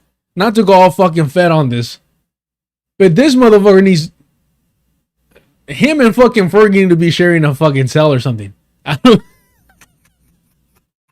What the fuck? I mean, Fergie scoffs at $16.3 million, but still, What the fuck? Wow. Nah, man. How many fucking like in vitro pregnancies did he conduct? What the fuck is happening here? If reported, Platner's family details would also have made clear that Platner was not, as had so often been implied by progressive media outlets, somehow compelled by economic necessity to fight as a machine gunner in Fallujah with the US military. I mean, that was known up front. That was known up front because his family that was kind of more liberal had told him, like, do not join. He talked about this. Yeah, my family wasn't with it. Yeah, the IVF was in Norway, but I'm assuming they paid for everyone's IVF in Norway. Maybe that's where the money went. He wanted to, the white population is going down, brother. So I want to make sure that everyone in Norway is able to have children, so the white race can survive in its most purest form in the Norwegian mountains. Maybe. I don't fucking know. Give me a better explanation. Nor to work as a prison guard at Abu Ghraib. Nor to serve multiple tours in Afghanistan with Eric Prince's infamous murderous Blackwater group, renamed Castells. Whoa, brother. I didn't work for Blackwater. I worked for the company that renamed and bought over Blackwater, still ran by Eric Prince, named Castells. All right, let's get that shit very clear. I am not Blackwater. I'm what fucking Blackwater evolved into. I lost it there for a second. You get IVF. You get IVF. You all get IVF. Everyone, check under your seats. There's an IVF. Don't ask us how we got your eggs. Don't ask us how we got the swimmers. Just be grateful that everyone gets IVF. Become a member and you too can get your... I don't know if I can legally say that. No, I take it back.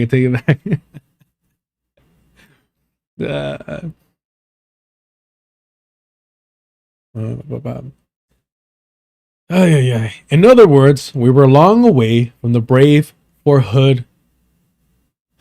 Oh, wow. Okay. In other words, we were a long way from the brave Fort Hood 3, court-martialed for the resistance to the Vietnam War in 1966. I actually don't know anything about these fools. For many on the left who remember the humility and dedication of genuinely anti-war veterans like the Fort Hood 3, pictured or Donald Duncan or Howard Levy or Platner's Blackwater was a deal breaker.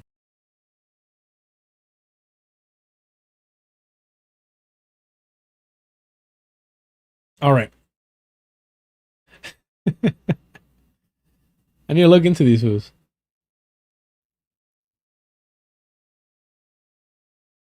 Instead, handsomely, paid left media personalities including David Sirota, Hassan Piker, Ryan Grimm, and Emma Vigeland championed the supposedly working-class anti-war vet while deliberately undercounting his Blackwater mercenary experience by over 5 years. Grimm, Vigeland, Piker, and Cedar also mocked readers and listeners who brought forward valid concerns about Platner's background.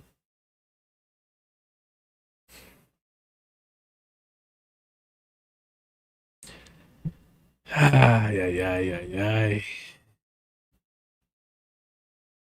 do need to wrap up this video, huh? It's a lot of changes happening right now, unfortunately, but I do need to put the second half of the Grand Platner video together. Let me find it here. About Grand Platner. Hold on. Because it's only on Patreon. I'm trying to see if I have that section here. I think it's towards the end. It's right here. So this is up only on Patreon because it's only the first half. And I was like, let me drop it.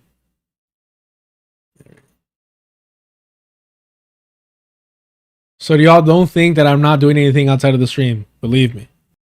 his tattoos mean, but for whatever convenient ass reason, the one on his chest, nah, he never bothered to look up. Do you see how ridiculous this whole situation is? All for what? To normalize white supremacists on the so-called left?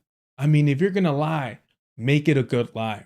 Went to the Army. Army doesn't care about tattoos. And so I joined the Army as an 11 Bravo infantry as well, and went to a long-range surveillance company and became a reconnaissance and surveillance team leader. And then deployed to Afghanistan in 2010, 2011 in support of a rifle company from Iowa. And I served as a rifle team leader and a rifle squad leader in Northeast Afghanistan. This is a rich kid that wanted to kill and doesn't want to be held accountable for his actions.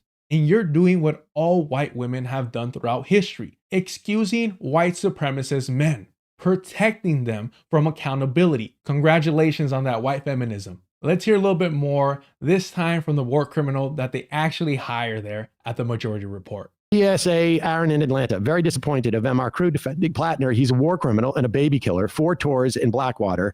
All the normal guys get out after 1 tour. He did 4. Dude is a I don't think that's idiot. factually What are you accurate. talking about? During the war, a lot of people weren't even allowed to be discharged. They were kept on hold and redeployed over and over and over again. You don't know what you're talking about. The voice you heard is Brian, the Majority Report's very own war crime correspondent. Now, he wants you to believe that Grant Platner was in some really sad, heartbreaking MTV stop-loss situation where he just couldn't say no. He had no option. But in reality, Grant Platner wanted it. He wanted to go back to war. He wanted to get to the gun.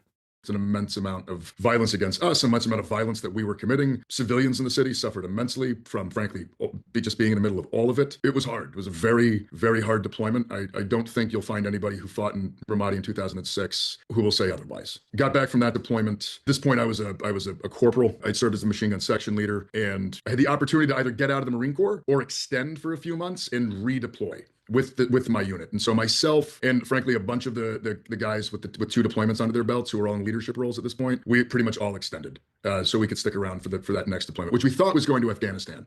And then it wound up being the 2-2 Mu. Why would he then go sign up to the military again and again and eventually become a mercenary? If anything, it highlights that he has no excuse for why he chose to join the military machine. When he worked as a contractor, I don't know if it was for Blackwater or who, but he was working as a guard for the State Department. You know what else he was guarding, Sam Cedar? Abu Ghraib. Oh, but don't worry. It wasn't a torture chamber when he was around. Right. We're supposed to believe him. We operated from Abu Ghraib prison. We just used it as a patrol base. I wasn't involved. This was after.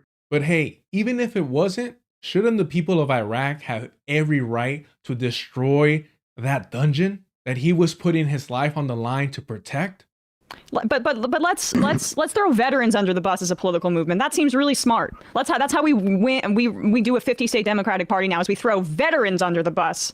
Apparently.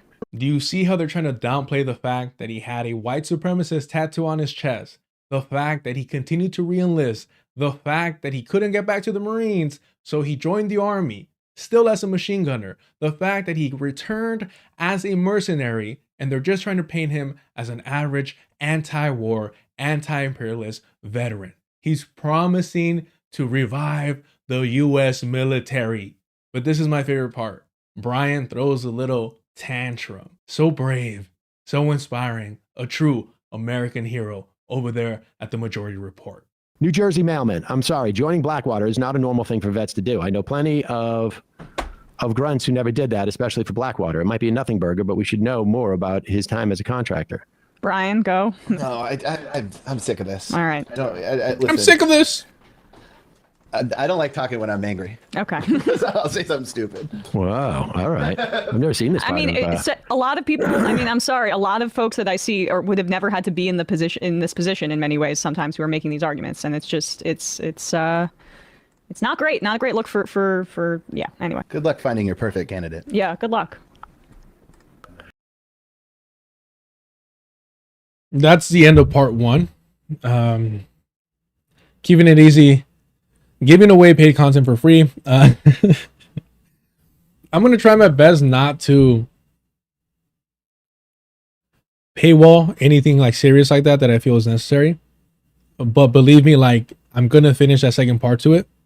And it very much is, yes, that's my secret cap. I'm always angry. I'm always saying stupid shit. But the smugness, the weird narrative that Grant Platner was in this position that, you know, other privileged people just wouldn't understand. It's like, what are we doing here? I wasn't going to include this part. Somebody emailed saying that Grant Platner was like Rambo. And it's like, how is that even good to begin with? How does that make any sense? Shout out to Jared and Millennials Are Killing Capitalism and Mtume. Like, go watch fucking for Kamala Harris. Rambo. No problem. Thank you so much for the super chat, ZZ Line Dad. Once again with a $20 super chat. So generous. Thank you so much. Breaking news. I'm fucking shocked. 16.3 million, only 100K left. He just ran a political Ponzi on Rad Libs. It totally makes sense. The Rad Lib was all in. The sunk cost fallacy. Yeah, you know what? I don't know. I mean, man, I want to look at those books. I hope that shit gets revealed, because that makes no sense to me. It's not like I'm a financial expert for campaigns, but like I said, he hadn't even started the general yet. The general hadn't even started. So like, what are we doing here? We have to like honestly like realize that like, a lot of these people like don't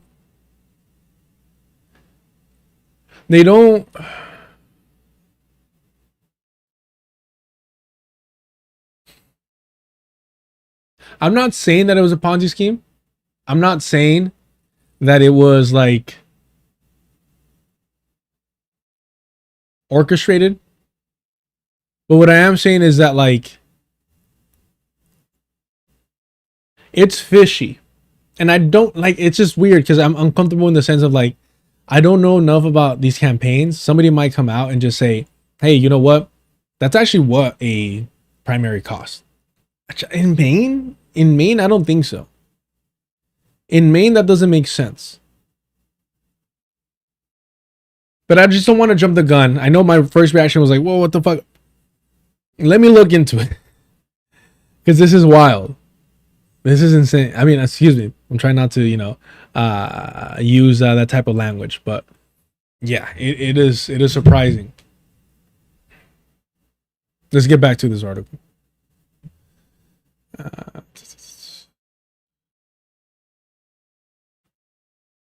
Where are we at?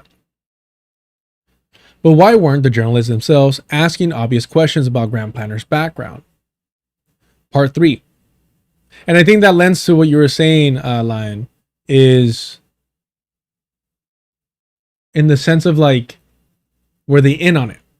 Now, I don't think Grant Platner is like funneling funds into the majority report, but it does make me wonder, like,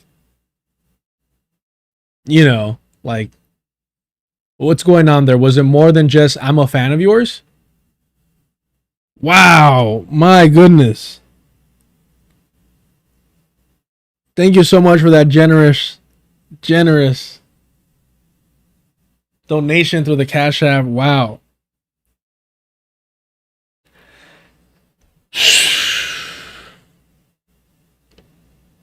Thank you so much. Wow. I'm fucking...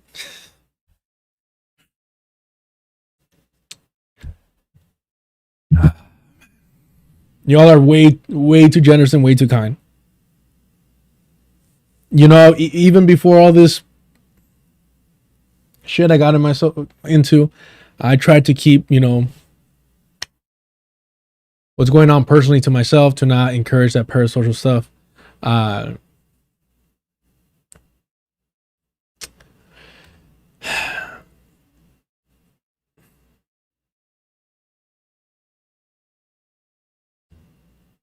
But thank you so much. I can't express how helpful that is. No, I'm just, you know, thank you. Thank you so much. Truly.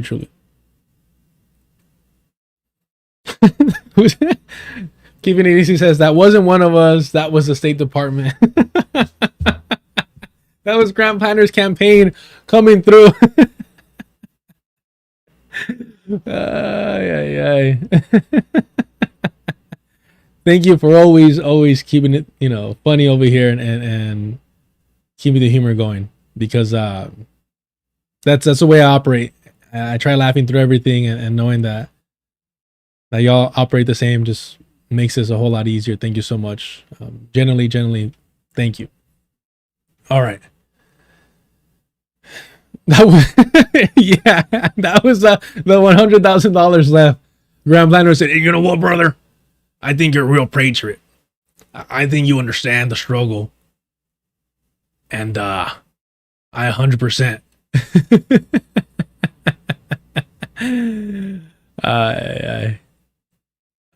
Yeah. Thank you so much for making me laugh through this. Yes, through the awkwardness of it all. Thank you. Nah, no manches. Easy line that. Thank you so much again. Ponzi meaning Bitcoin, the stock market, insider trading, all are legal Ponzi's. You know what? Okay. Thank you for clarifying, and you're right. You're right. All right. That yeah, I could definitely see something there. Man, we gotta open up the books. Dr. Dune Platner dropped 60 million to the Cash App. Yeah, he's like, wait till the feds get a hold of you, buddy.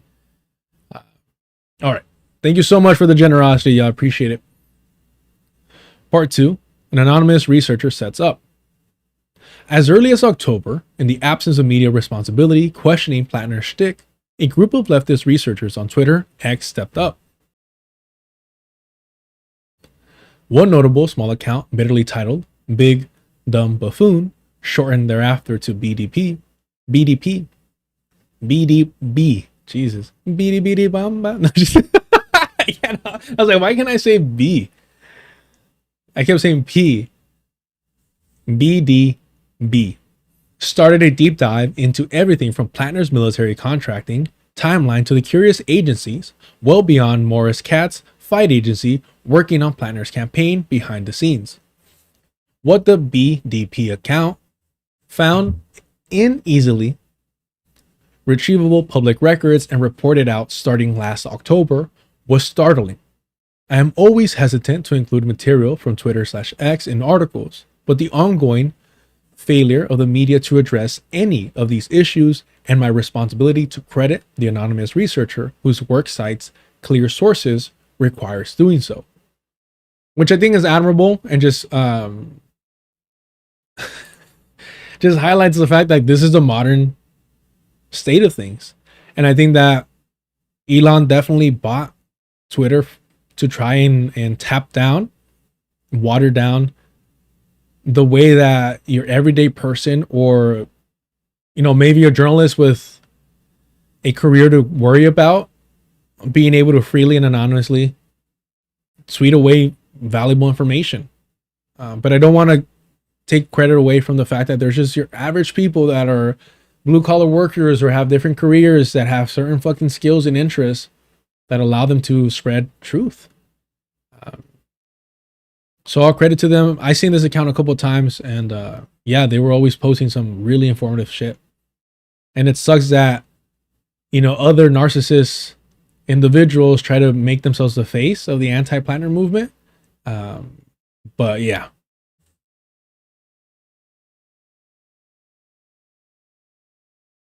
I have tried to outline only 5 of BDB's findings with some additional context below. Overall, the BDB posts reinforce an important theme. The lack of examination of Platner's timeline is not at all normal for political candidates, especially those with military backgrounds. Other candidates, represented by the same firms, Helix and Fight Agency, all have clear timelines of when they entered and exited the military. Conversely, Platner's campaign repeatedly made different claims of when he left the army: 2011, 2012, and 2013. But, according to Francesca and Emma Vigeland, I don't know why I forgot her first name. He was just proven to be a liar now.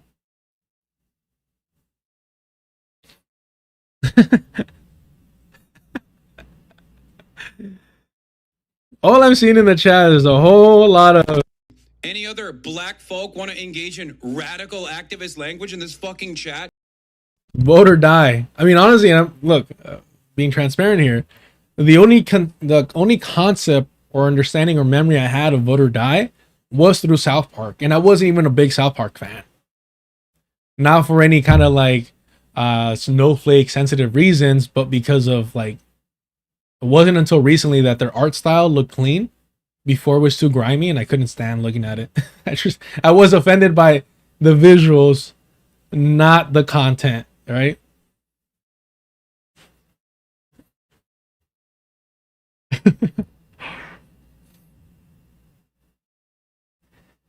Sweeter than anything, God, that Hassan quote never fails to kill me. And it's interesting, if you're on the Twitters, one of the most prominent accounts right now on behalf of Hassan Piker. That's all I'm going to say. That's all I'm going to say. Yeah, Diddy might legit be like... Is it too far to say that Diddy might be the Black Epstein? Now that I'm being reminded of his like presidential like propaganda to go vote. All right. But what struck me the most was Platner's close relationship with his neoconservative and pro-war stepbrother, Seth J. Frantzman, the neoconservative Israel connection. One of the first things that BDB shared in early November 2025 was the identity of Platner's stepbrother and close confidant, Seth J. Frantzman. So yeah, Grant Platner's stepbrother is a very well-connected Hasbarist FDD fellow that's written ads for Elbit, is friends with Florin Hassan, and fairly frequents embeds with the IDF as press. Wow.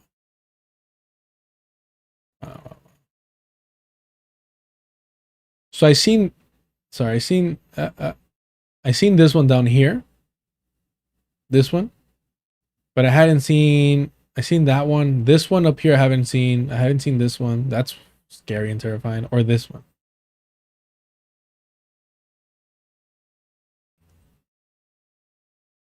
No, that's R. Kelly. Did R. Kelly have a political presence?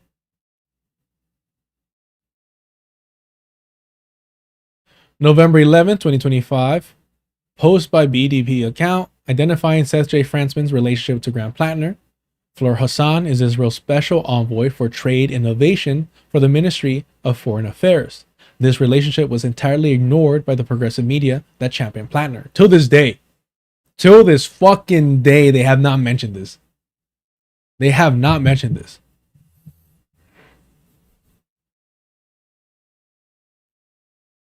It is astonishing.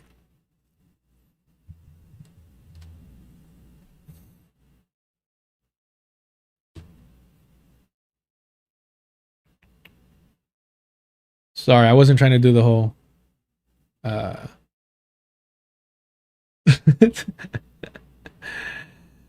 like I said, I don't follow boxing like that, but I will say that one of the let's just move on.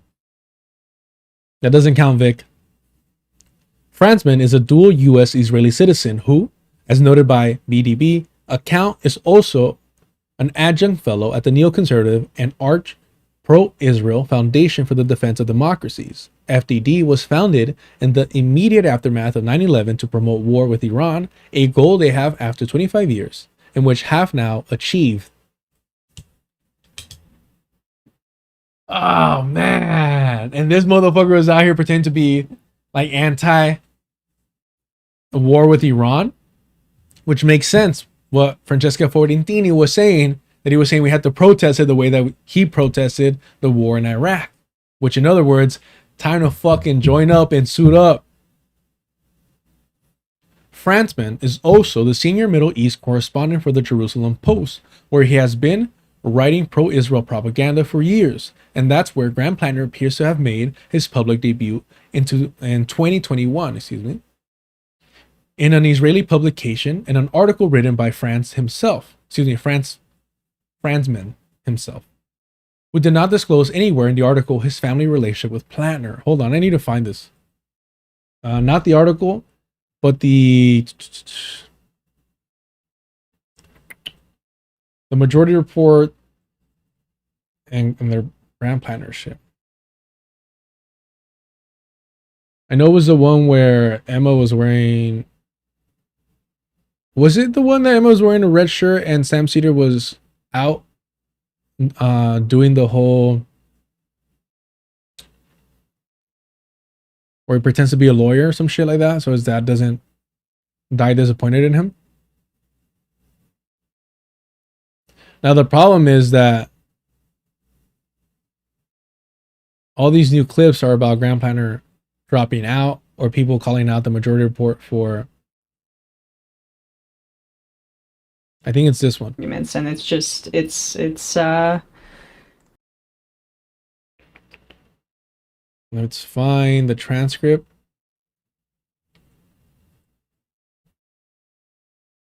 No, not the Post. Oh, no. It's not the Jerusalem Post. It was Jewish Current Affairs, right? Jewish Insider, some shit like that. Yeah. Okay, so I was wrong. about that. Another thing. Do we suddenly not care about the fact that you have these publications running with this right-wing, that magazine that had that anonymous Jewish quote Insider. by him, Jewish Insider? This is coming from Zionists in many ways. I would not be shocked. It's at the very least coming from moneyed interests. But it's not a coincidence that these attacks are ramping up as he's been so unequivocal about the ending the genocide in Gaza. We have to be more disciplined as a movement and not fall for this kind of stuff immediately. Just no self-awareness. So it's Jewish Insider, not the Jerusalem Post. I mean, both Zionist publications, from my understanding, but just no fucking self-awareness whatsoever. I don't understand it. But do you think they're going to cover the fact that he was first reported on the Jerusalem Post that his brother is working essentially for the Zionists? Of course not. You think she's going to apologize for this, run this back? Nope. Thank you. I'm hoping that's in my defense here, sweetie. Vic is going to make a rubric sheet and drop it in the chat so we know. Yeah, I don't know how that's considered a tangent. But I do hate the word movement. All right. I will say this. This is a tangent, but a side note directly to Vic. I always had Yipper as my number one, enjoyable thorn on my side. Vic has completely secured that number one spot, but I think for a good reason. And I appreciate trying to keep me on track. It's ableist. Don't get me wrong. It's ableist, but I think it's good ableism. Just kidding. Let's go. Let's move on. In a major Senate campaign, a supposedly anti-war candidate's close personal connection to a prominent U.S. Israeli neoconservative is newsworthy, especially since Platner's relationship to FDD's Franzman puts a different light on the pilgrimage later taken by political consultant recruiters Dan Maroff, Lean Fan, and Morris Cat to Maine to meet Platner. Oh, okay. I was ready for a pilgrimage. Pilgrimage? I can't say that word. Sorry. Pilgrimage. Nope. I can't. Pilgrimage. No, I don't know why it doesn't sound right to me. Pilgrimage. I don't know. I try English. Okay. What is it that we're doing here? All right. I will say this. Totally correct. And I'll add something to this.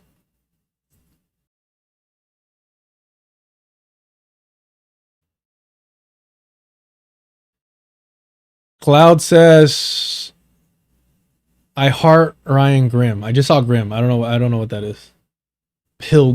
Pilgrimage. There we go. Thank you so much. Thank you to the ESL class that I'm taking here. All right. In a major Senate campaign, a supposedly anti-war candidate, close personal connection to a prominent U.S. Israeli neoconservative is newsworthy. Now remember, Ryan Grimm was saying that Graham Platner's victim, which I believe her first name was Jennifer, that her detail about wanting a glute massage was absolutely essential and necessary to provide context for her rape. Now, mind you, he wasn't being a rape apologist. It was nothing like saying what she was wearing. Remember, according to Ryan Grimm, nothing like that. It's just context that was necessary for the reader to know. And that it wasn't up to the Washington Post or to Politico to determine what the audience should be made aware of and not. And so it begs the question, Ryan Grimm, why have you not talked about this very important fact? I think more important than the glute massage. But that's just me. But even after the dissolution of the campaign, media has declined to identify Platner's relationship with Franzman. The BDB account showed that Platner's campaign had additional undisclosed ties to Israel. One of the funnier details of this is their decision to hire a newly graduated high school student and member of the 7.71 million in revenues Israel indoctrination program, Young Judea, at the rate of $32,000 a month.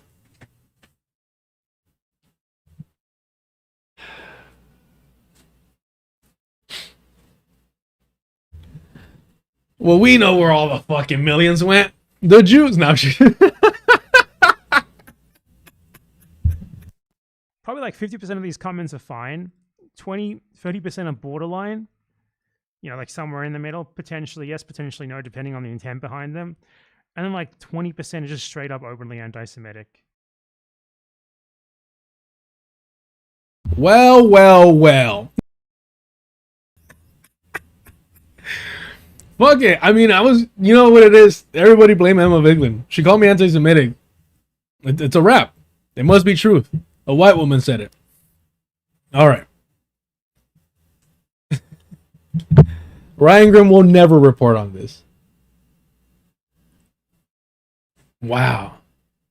But a more serious detail is Franzman's relationship to Zach D. Huff, former IDF sergeant, currently a psychological operations specialist with the U.S. Army Reserve. Get the fuck, Lada, we need Lada. Ah, she's on a book tour. We'll schedule something. That's it. You know what? I'm gonna try my best. I was keeping this under wrap, but I think, you know, with all the changes in the channel, one thing that I wanted to grow it was like, hey, let's do one interview a month. I'm not trying to step on Jay's toes or on anybody's toes like that. I think one interview a month is manageable.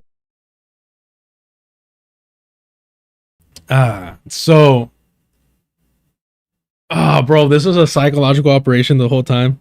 And even us and our reaction is they're like taking notes. I'm like, okay, next time we'll trick them like pisses me off. And it's probably what it was. God damn it. Jesus, man. Mr. Huff is also a writer for the Jerusalem Post and the National Security Advisor for Arizona Republican Abe Hamid. Abe? Who the fuck is this?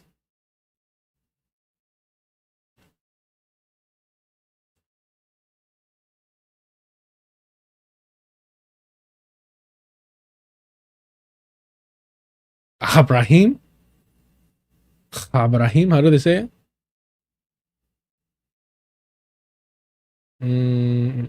He was a U.S. Army intelligence officer. Wow.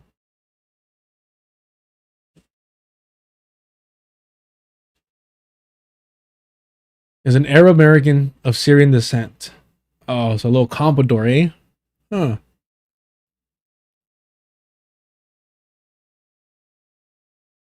That's hilarious.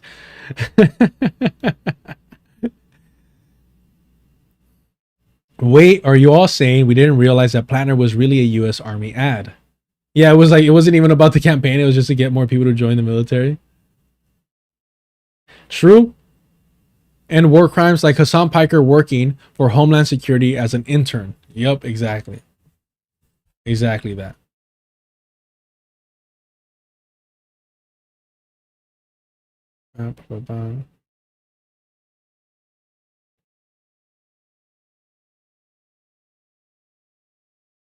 Where it's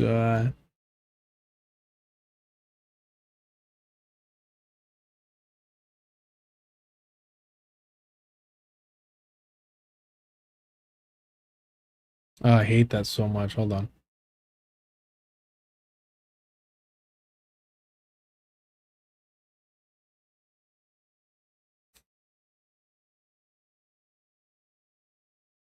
All right.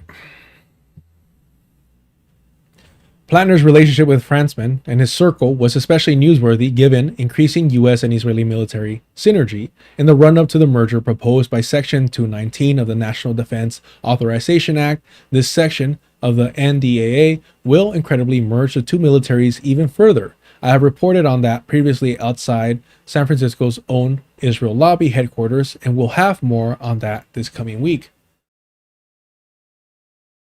Someone remind me of that because I really would love to cover it. I mean, this is a great article to begin with, so I'm assuming that one would be amazing too. 2, 6 years, not merely 6 months, a mercenary. Damn, that's a huge... Yeah, they made it seem like it was a couple months that he was just bored. It was only after Platner quit the Senate race that the Nation magazine, which had previously promoted the Platner's campaign narrative, finally reported that the total time Platner worked as a mercenary was 6 years, not 6 months. Wow. No, I mean, this should absolutely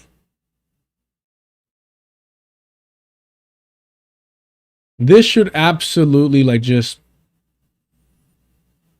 whether it's Sam Cedar, Emma Vigeland, Kyle KKK Kalinske, or Crystal Ball, anyone that supported Grant Platner, the Zionist Guard, all those who's, this should be the nail in the coffin for ever taking them serious in any political anything. Forget campaigns, forget analysis, anything related to politics. Just inexcusable for these fucking rad libs. And that appears to be the first concession from any media that was not merely a singular 6-month stint. Why did it take that long for even one publication to concede the actual time period, especially since the BDB account had been asking since October 2025 and providing documents that at least suggested multiple private military security company, PMSC gigs. I served for 10 years overseas. Just click that he's including PMSC work in the overseas service. Otherwise, his 2 years short, even if you gave him all 8 years as serving overseas. If you take his USMC discharge docs, assume 4 with the Army, he's 3 years and 5 months short. Wow. Man. By examining Platner's archive, Reddit posts, and government documents, BDB eventually found a missing 5 years of overseas service. In one later character limited post, BDB wrote, I landed on him having over 5 years of missing overseas service. I don't think he was ever a bartender full time. He would have done it B&B rotations. He was also still in Special Forces 2013 when Grimm claimed he was a bartender. There it is. There it fucking is. There it is. Nail in the fucking coffin. He was still, holy shit, he was a source. He was a fucking source, chat. God damn it. I need some goddamn mango. God damn it, bro. There it is. There it is. He was a fucking source. That's why Grimm can't let this shit go. That's why Ryan Grimm is a rape fucking apologist. To maintain Grant Platner as his fucking source just like he was in the beginning. And he wants to talk about journalistic integrity. What a fucking bastard. What a disgusting, pathetic excuse of a man. God damn, bro. It's just careerist. It's just careerist bullshit. He's a rape apologist for his fucking career. God.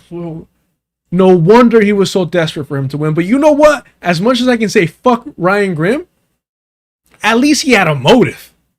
At least he had a motive. What the fuck is the excuse for Emma Vigeland, Sam Cedar, Hassan Piker, Crystal Ball, Kyle KKK Kalinske? What the fuck does Zionist Guard? What is their excuse? Matt Binder. What the fuck is their excuse?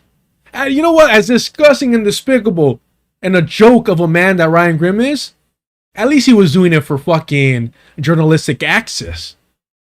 What the fuck were all these other people doing it for? Man. He was also still in Special Forces 2013 when Grimm claimed he was a bartender.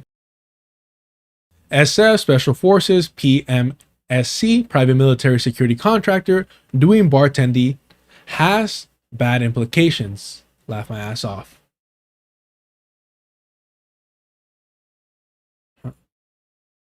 Wait, where did that quote start? Oh, okay. This is what he wrote. The undercount of Platner's mercenary contractor service is particularly striking given the left media personality Ryan Grimm, the weakest link in the otherwise impressive drop side news. Say that shit again for the people in the back. The weakest fucking link. The single man trying to smear the entire reputation of drop side news. That's what Ryan Grimm is doing, trying to smear the entire reputation of drop side news. Other than Ryan Grimm's fucking shenanigans, and by shenanigans, I mean rape apologia, what negative things can you really say about Dropside News? It was the best of whatever the fuck The Intercept was. It's a whole lot better than fucking The Gray Zone. They have journalists all around the world risking their fucking lives to bring amazing reporting. And Ryan Grimm is absolutely the weakest link. We just saw that shit with Rokana. We just saw that shit with Rokana. What the fuck? You had Jeremy Scahill grilling, should be the standard if we're clear. And even then we had some critique of his line of argumentation. And then you had Ryan Grimm being the fucking fluffer for Rokana and any Democratic nominee and fucking politician.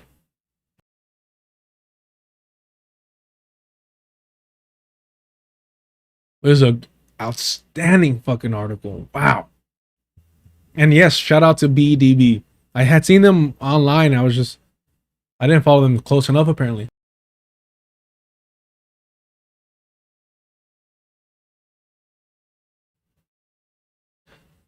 The undercount of Platner's mercenary contractor service is particularly striking given the left media personality Ryan Grimm, the weakest link in the otherwise impressive drop site news outlet, who had championed Platner's campaign on various outlets. Had been friends with Platner for years, Grimm likely would have known that Platner's mercenary experience was longer than 6 months. Oh, he fucking knew. I told you that I believe in my fucking bones that Ryan Grimm knew about the rape accusation before anyone else in media. Can you imagine a rapist being your fucking bartender? Fucking disgusting. But for a fact, without a doubt in my fucking body, he knew that Platner was lying about his mercenary work. At the very least, he should be fired from Breaking Points and he should fucking remove himself from Dropside News. He should resign.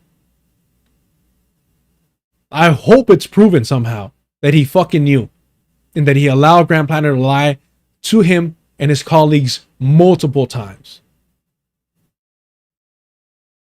3. Evidence of bragging about committing war crimes. Drop site his ass. Drop his ass on site would be the better one.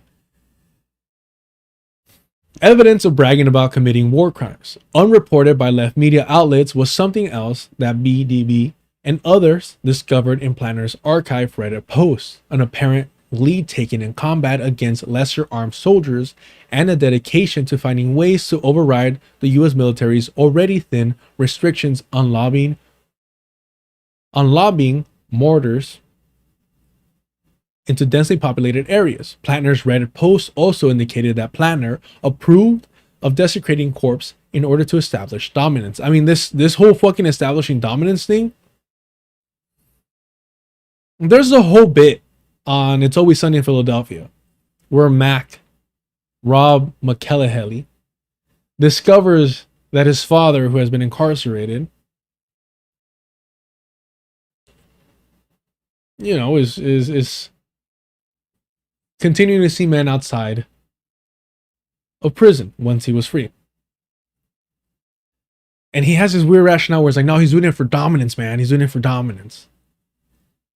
It's a weird comparison, and I shouldn't have made it. I'm going to move on. I'm sorry. But what I'm getting at is this, the reason why that was like ridiculous, because, bro, what are you trying to rationale here? Well, what is distorting your mind so much that you have to make it about dominance? Understand that Grant Platner and this whole idea of dominance, desecrating corpses, should immediately let you know that something like rape is not off the menu for an individual like this whatsoever. My apologies for bringing up Always Sunny in Philadelphia. And BDB wasn't the only account to notice this. This account did too. This is Ben Macabre, I'm assuming here, found a Reddit post from Platner describing his unit in Iraq being ordered to stop using mortars in high-density urban areas. He devised a method to use MK-19 grenade launchers to evade detection by command.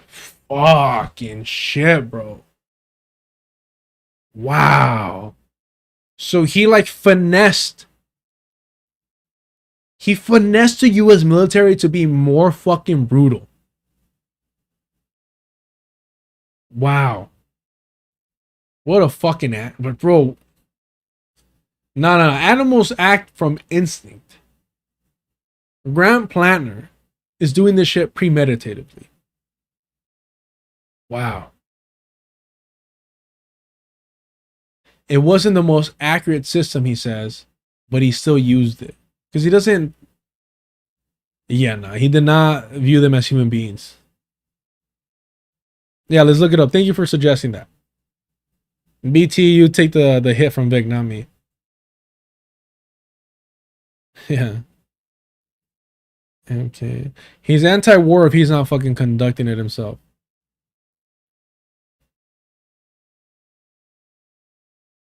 Ladies and gentlemen, may I introduce the Mark 19?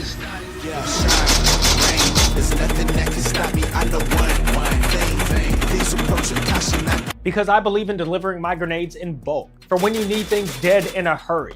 Old Teddy said, speak softly and carry a big stick.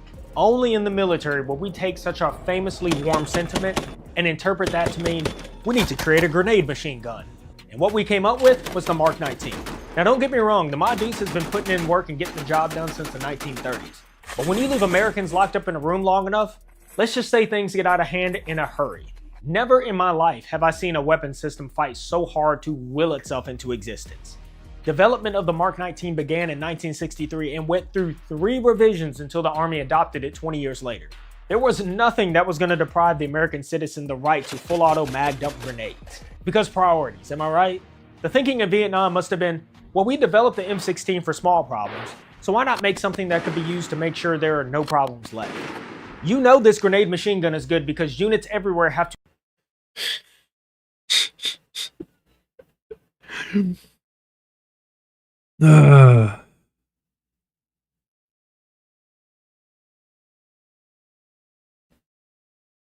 to fight to bring it on every mission. It's so good at its job that many commanders won't even let you bring it on the convoy. And in some cases, if they allow you to bring it, they won't even give you any ammo for it. Its mere presence alone is enough to deter someone from making some pissed off grunts day. There has got to be some... Wow, I'm good. I'm good. Wow. You know, because I'm very ignorant on this.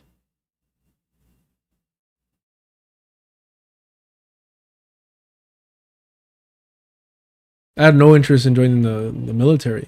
I don't glorify it. I don't play fucking... I don't even play Call of Duty. I didn't play Call of War. Like, none of this stuff it was never interesting to me.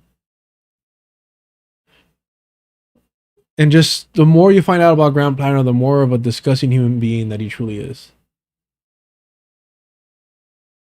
Man.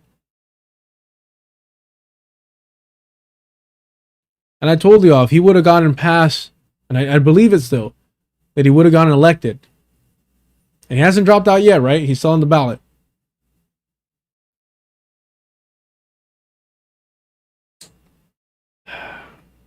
He could have been president. He could have been our Teddy Roosevelt. Again, why was media, especially left media, not asking more questions about Platner's anti-war position when he had for many years bragged in public forums about his own violent and unlawful behavior while overseas? In this environment, it's sobering to look back on someone like Donald Duncan, a former Special Forces soldier who stepped up to expose the U.S. military's misdeeds in Vietnam.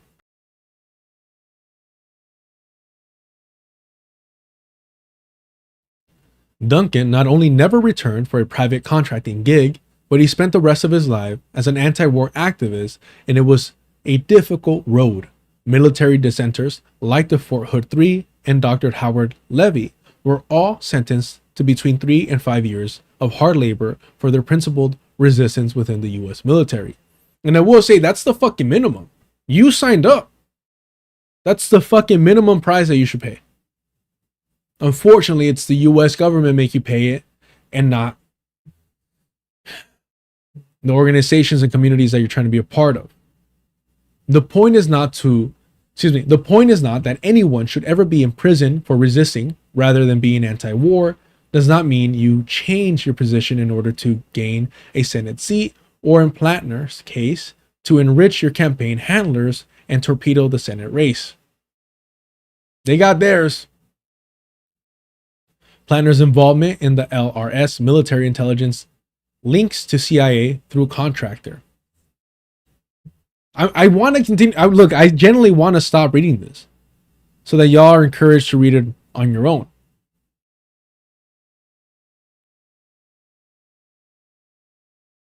What I will shout out is Marin County's Confidential's Venmo and Cash App. But I'm going to stop reading this because I think this is a very important piece and it needs more traffic. I hope you understand why I'm, making that decision here. I mean, if this title doesn't get this, this subtitle doesn't get you to read this section 4 here, I don't know what will. Please go subscribe to Marin County Confidential Substack if you can. I mean, that's great fucking work. Great fucking work, y'all. And I forgot to pin the... I'll drop it again and I'll pin it for y'all to finish. Yeah. Somebody asked me, I think it was you women, you asked me, how do I find this stuff? So chismoso. I'm nosy as fuck. I'll pin the message. There we go.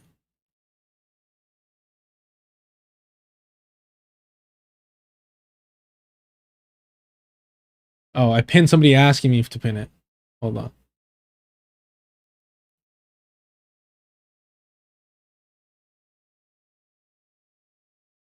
There we go. I'll drop it one more time in both. Fortunately, I cannot pin it on the live deculturation live chat. All right. But yeah, let's get, let's get some traffic over there. They just dropped this on July 13th. Retweet that if you can, give it some exposure. That was dope. That was dope. Lorak. All right. All right.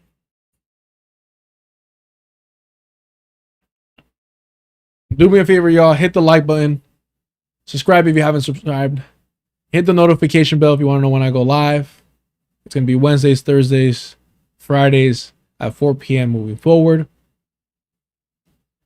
Check out the Patreon. $2 gets you access to the Discord, memberships for the YouTube channel, super chats, super stickers are turned on, gifted, jewels, all that goodness. Thank you so much for everyone supporting. If you want to skip all the nonsense and those skimming off the top, check out the Cash App. I appreciate all the support sincerely. Let's check this out. I was trying to be out of here by 8:30. I'm not gonna lie. So I don't know if we should leave this for tomorrow because it's 20 minutes. It's 7:45. Yes, 4 p.m. West Coast time.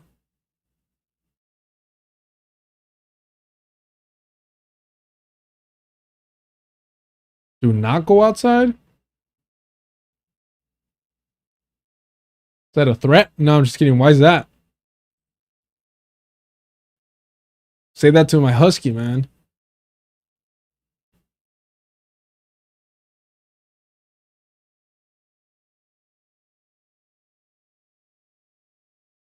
Yeah, is that for the... Oh, sorry. I gotta head out. I'm gonna make Pepino water to stay cool. Everyone in the Midwest, please stay safe. Oh, a heat wave? Or the air quality, sorry. In the Midwest. Oh, okay. Wow. Yeah, I was gonna say, what's 96? 496 out of 500. Wow. The air quality in Chicago is really bad because of the fires in Ontario. Wow. Broiler reached 500. It's over 500. Yes, air quality is horrid Midwest and New was what?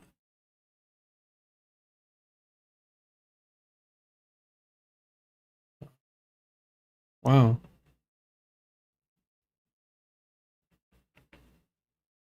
Northeast. I thought so. I was like, wait.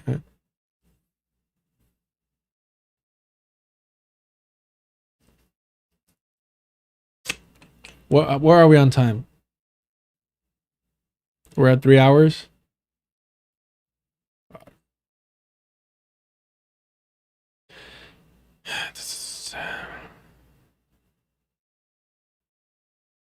Let's watch this. Let's watch this. We have neglected covering Sudan in a while. Today, bloodshed in Sudan as forces fight for power. It's the world's largest humanitarian crisis, yet aid groups say it has received far too little attention. I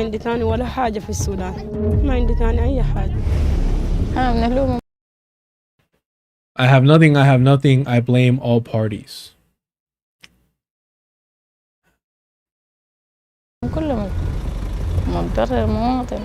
Over a year of open source. The harm falls on civilians.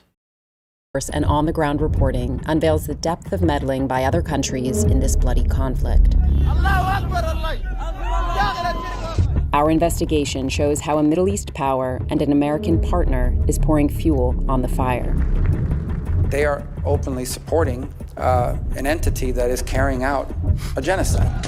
Do you deny that there are any training camps for the RSF outside of Sudan? It's all in our borders.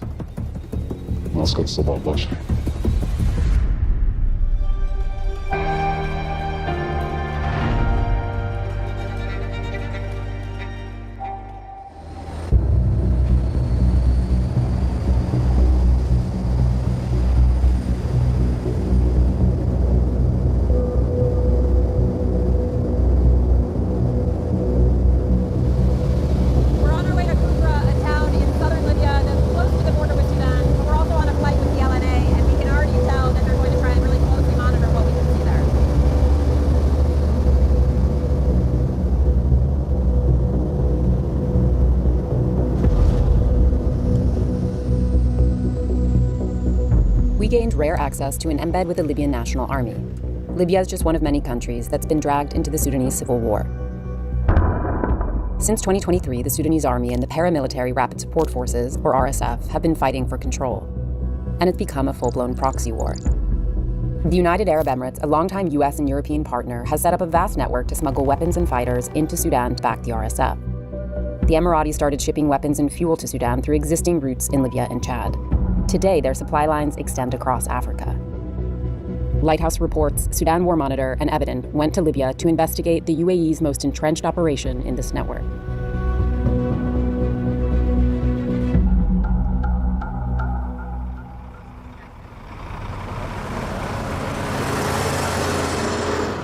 ها يا شباب.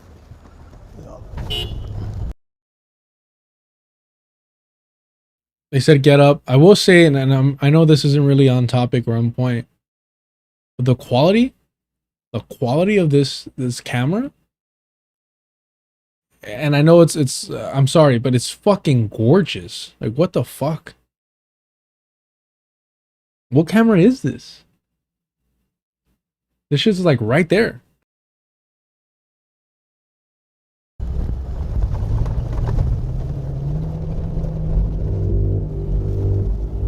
هي على طريقة شهادة الطريق هذا ما فيش مكان.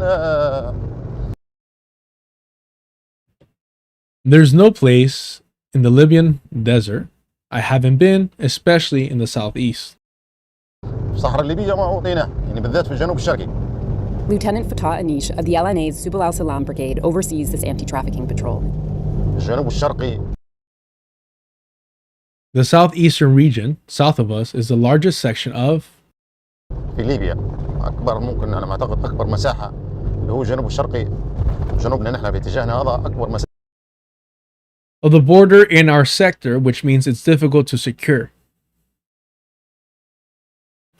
This is by Evident and Lighthouse Reports. I've never heard of them before. How many subscribers do they have?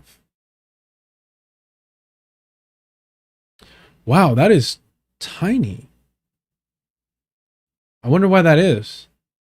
Maybe they're just getting started. Evident Media, 11.4 thousand subscribers, and Lighthouse Reports, 1.25 thousand subscribers. What the fuck? That's weird. Yeah, the quality in this, it's outstanding. What the fuck? Yeah, it does look like a movie. And honestly, it's kind of concerning when it's that good, because I'm like, it feels a little deep state when it's this clean.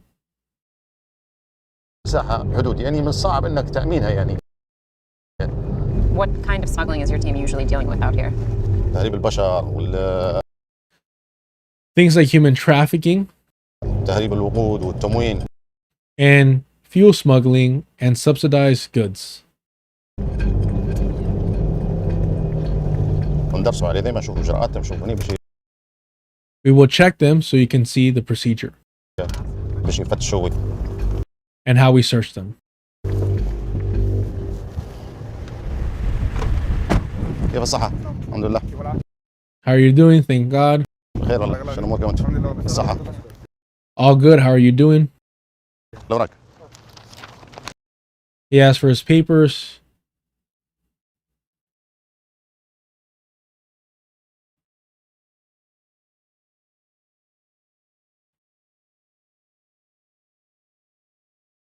Not to get distracted, but the Sony FX3, the one that you just mentioned right now, that's the one where I forgot what director it was that just filmed an entire movie with it to show that it's like financially plausible to shoot like a high def movie, right? With like an affordable camera. Mind you, the camera's like, I'm seeing like 2K, 4K. But in terms of like movie making, I guess it's really cheap.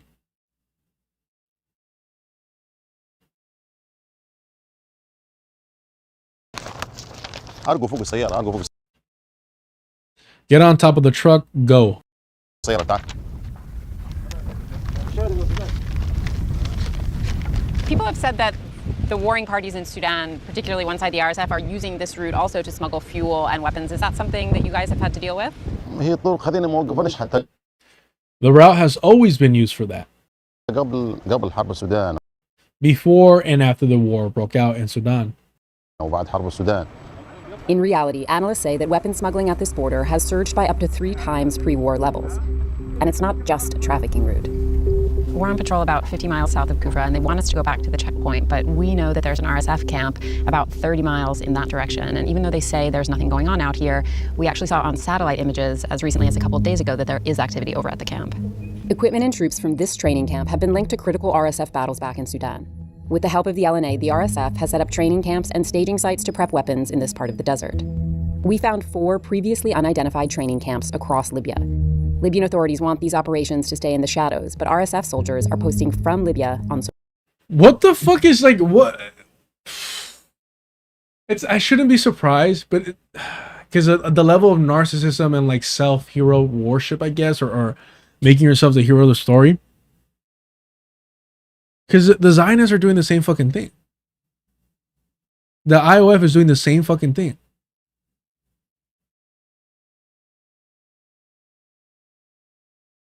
Man. Like where they don't give a fuck. They know there's not going to be any consequences.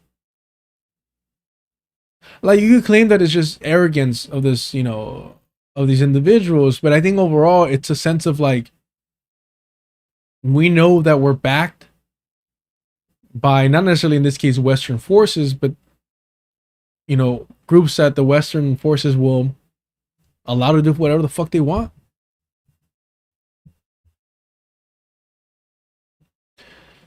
No, I don't think she's traveling alone. She has to have a cameraman, right? Social media. This TikTok video from a location in southern Libya warns of an imminent... Hey, slave. This force is about 700,000 soldiers who are ready to move. Keep moving forward.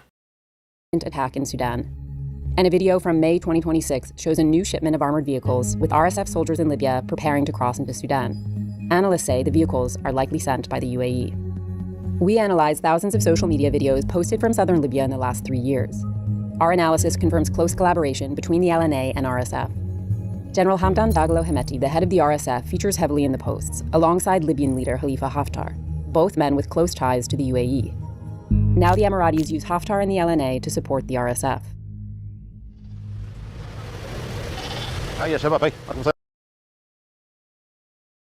Let's go, get into your cars.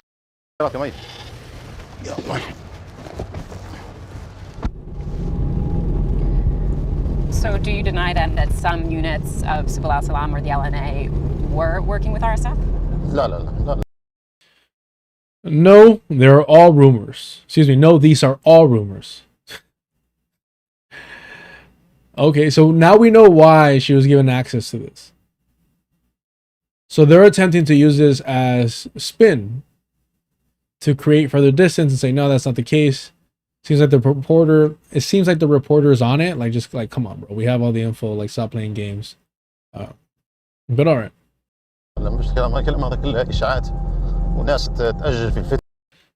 These are all rumors spread by people trying to start a fight between the Sudanese army and the Libyan army.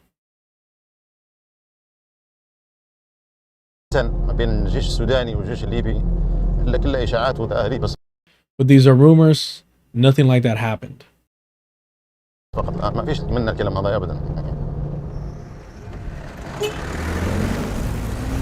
To be honest, look, if they were a little bit better, the appropriate angle would be like, nope, do the same fucking thing that Emma Vigeland and all the fucking rad-libs have been doing. Nope, that's just Zionist propaganda. Don't believe it. Like, just flip the script. Use it to your advantage. I'm actually a little disappointed, to be honest with you. Like, it's got to be a little slicker than that, because just calling it rumors is too easy to call out the bullshit. If you say, oh, the Zionists were doing it, then you have the majority report supporting this genocide. Much how they downplayed an excuse their support for the Democratic Party as they carried out the genocide of Palestinians. But who am I to judge?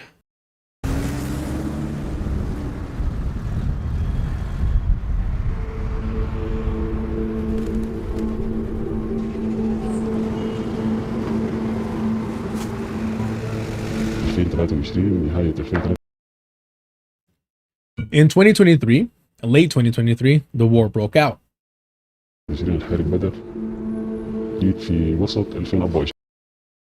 And I came around mid-2024. We spoke to 7 RSF defectors in Libya who participated in training camps or smuggling operations. Ahmed is one of them. He agreed to an anonymous.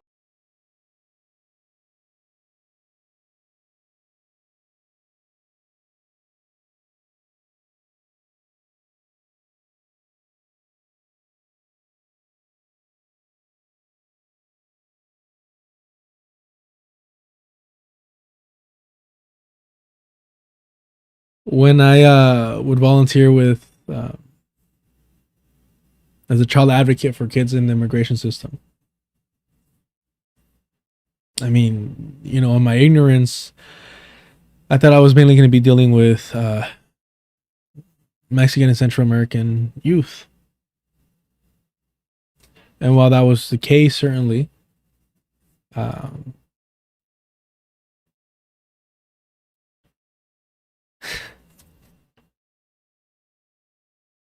you work with kids from all around the world.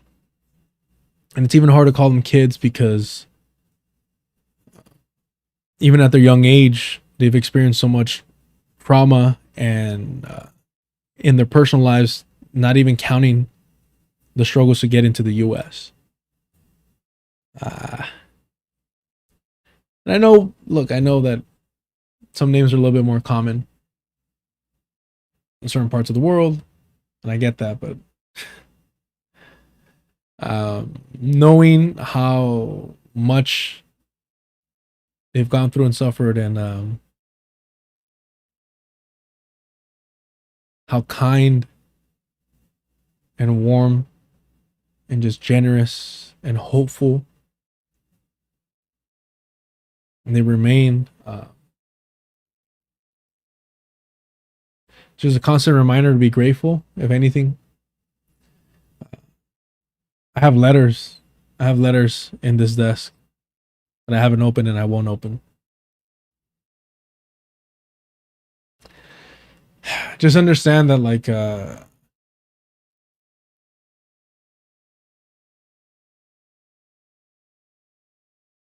not to excuse anything that these individuals have done in any degree.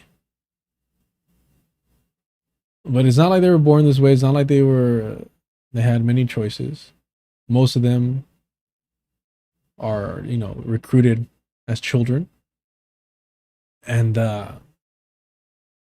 they've normalized this. It's all they've known. And if they deny participating in it, then and there, they run the risk of getting murdered, of targeted, and not everyone can make it out. And having had these conversations with people that have been in the region and experienced it, and were just fortunate enough to be able to find safety and make it out and make it all the way to the United States, puts a whole different perspective into this. Yeah. Okay. Anonymous interview. Where exactly did you go when you got here? They brought us to the border triangle. And from there, we traveled to Kufra. Then from Kufra, they moved us to Benghazi.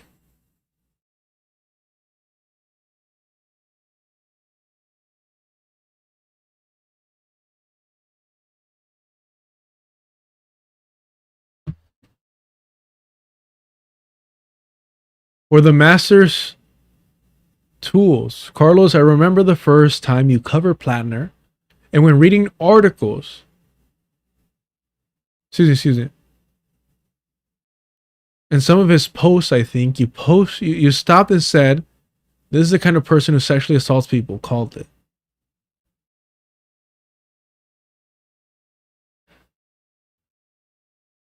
Look, I'll be honest with you, because there's a clip of Georgie who said the same thing, but more recently when talking to Noah Stealther by omission Samson, and you know, a lot of his cultists were giving him praise and credit for that.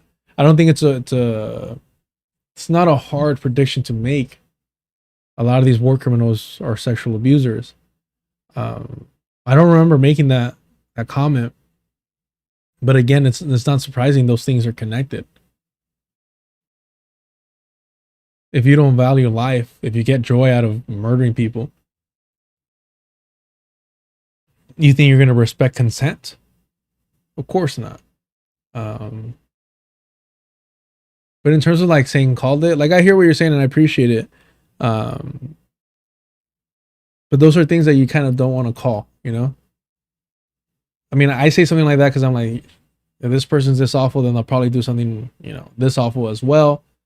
But I'm not like hoping to be right about that. I'm not hoping that that was the case. Because essentially what that means is that you're hoping that somebody got sexually abused. And I know that's not what you mean, and I get that, but it's when I saw how giddy Georgie's cult was, it kind of, I'm like, wait, what are you celebrating here? That he was right? All right, cool, not a hard call to make, but right about what? I wish I was wrong. I wish I was wrong about that. I wish I was being fucking overly dramatic or overly concerned, you name it. But again, not a difficult call to make for those type of individuals. Thank you for that, though. انتقلنا من الكفرة جابونا بنغازي وشالونا من هنا From Benghazi, they transported us to a camp. من داخل بنغازي نزلونا في معسكر 17. They called it Camp 17. Ahmed spent 3 months at an LNA base outside of Benghazi, known to him and other RSF soldiers there as Camp 17. هذا فيه الإمداد وفيه Sorry, the camp is something about supplies, sorry. To him and other RSF soldiers there as Camp 17. هذا فيه الإمداد The camp has the supplies وفيه الحاجات and everything to support the war is dropped there. اللي تجي كلها تنزل غادي مع الفرق I was there with the squad in charge of training for heavy weaponry. Grand Planner would be right there, bro. Grand Planner would be right there. اللي تدرب بتاعت الأجهزة بتاعت السلاح الثقيل. Where did the weapons come from? الأسلحة كلها إماراتية. It's all Emirati. الإماراتي أصلاً لا تعمل. Emiratis is the one supporting the RSF. لا تعمل سري. يجيبوها من غادي بطيران. They would bring it from their country by a plane to here. ينزلوها هنا ومن هنا إحنا ناخذوها. And from here, we would receive them and deliver them to Sudan. How do you know that? الإمارات إلى الطائرة. Only the plane coming showed it's Emirati, but the ammunition boxes. تجي هي الإماراتية لكن علب الذخيرة والأسلحة. And the weapons. As well as the cars, none of which السيارات هذين كلهم ما فيهم حاجة يعني تدلها. had anything to indicate that it's Emirati. هذه ثورة الإمارات. إما Except for one type of armored car they sent, and it was Emirati. عندهم سيارة واحدة من صفها هذه هي إماراتية. تجي بتلقاها. You can see made in Emirates. Made in Emirat. Can you show me where the camp that you were at in Benghazi is?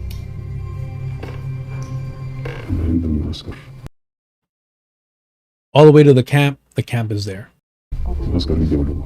So this road led all the way out?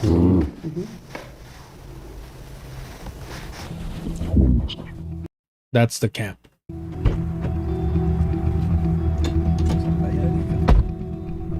We wanted to confirm the location of Camp 17 for ourselves. The area around it is exactly as it is on the map.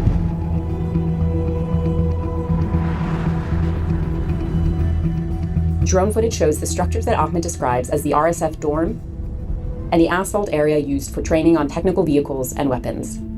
It matches satellite images confirming the layout of the overall base, consistent with what Ahmed described. Rows of vehicles can be seen, which match the model of truck the United Nations say the UAE regularly sends to Libya and to the RSF. Another sign of the UAE's presence here is the role of Colombian mercenaries. Ahmed told us off camera that Colombian military trainers were at Camp 17. So, what were we? I was having a great conversation about this, and I forgot what exactly or how that was brought to the conversation, and I mentioned that I was like, wait, weren't the Colombian like mercenaries also in Sudan, or like involved in that? Because I vaguely remember that we covered it. It was late and I was hungry and I couldn't quite, put the thoughts together. There it is. And I asked, why is it that the Colombian like military and mercenaries are like so sought out, well, how do you say that? Sought out for. And their response was because of the constant turmoil in Colombia. They have like this vast experience of combat that is so like beneficial for anyone trying to hire some fucking guns. Sought after. Thank you. It's not sought out after? No, that'd be redundant, right? Yeah. Sought after. Thank you. Yeah, it's in a constant state of war, so like they just have that experience. It's fucking tragic, man.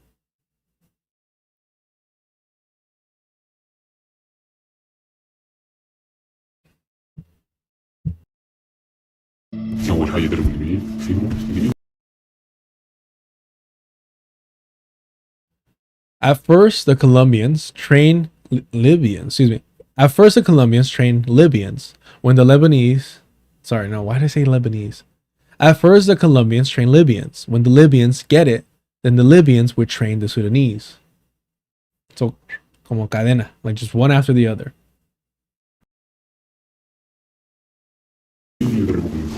فأنت يعني سامع بيهم So you just heard about those trainers? هاد المدربين سامع بيهم. No, it's not that I heard of them. لما هم يكونوا بدربوا. When they were training Libyans, we would be sitting there. Fuck. Just fucking death squad, training death squad, being observed, and soon to be trained another death squads. It was normal training.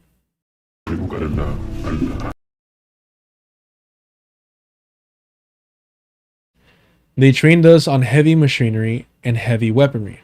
This is DSHK heavy machine gun, multiple rocket launchers, MRL. There is also RPGs. Did they ever speak of how the Colombians came or who paid them to do that?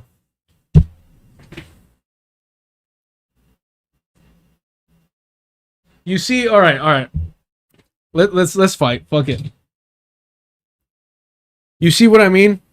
And why I felt obligated to read that short, a bit lackluster article about Argentina. I understand the perception that we get and the reason why in the media that we're pushed to make it seem like a unique, quote unquote, evil in Latin America. And I understand like the pleitos between different Latin American countries and why we point at them, right?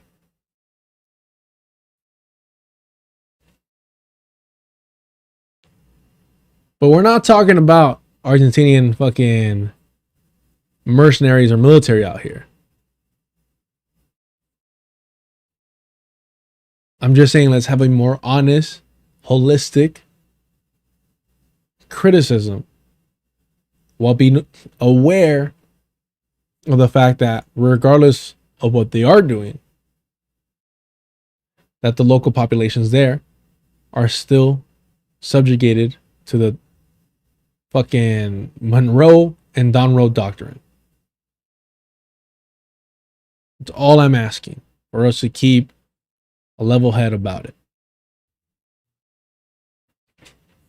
And I don't watch soccer, so don't even start with me.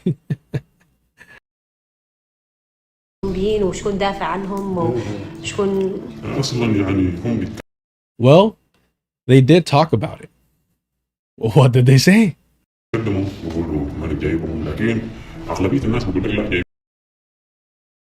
But the general consensus is that the Emiratis brought and paid them. Oh, sorry. Well, they didn't talk about it. I mean, it says, well, they did talk about it. Maybe it's just he misspoke. جايبهم الاماره ودخلوا الامارات. The UAE has sent hundreds of Colombian mercenaries to Sudan, many making stops in Libya to train and fight alongside the RSF. They're contracted by Global Security Services Group, a UAE-based company with links to the Emirati government. With the help of Conflict Insights Group, we analyzed telephones located at Camp 17. Using publicly available phone data, we found evidence of one suspected Colombian contractor at the site. The phone was active at Camp 17 in June 2025. According to 2LN. I mean, fuck, bro. Like, yeah, there's no denying that.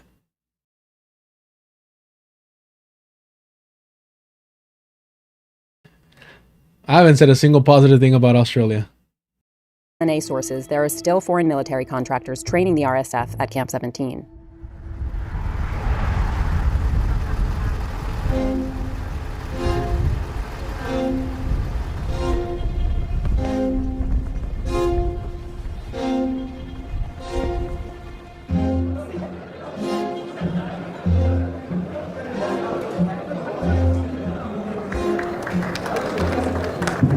These leaders are all Wow. Smoking indoors in 2026? These people truly are fucking evil. here talking about the challenges of fighting illegal trafficking and smuggling at Libya's borders, but what they're not talking about is the fact that the UAE is using Libya as one of their main smuggling routes to get weapons into Sudan. Several EU diplomats told us that both of Libyan leader Haftar's sons, Saddam and Khalid, are actively facilitating the UAE RSF smuggling network. The LNA insisted we attend this conference where Khalid was the keynote speaker.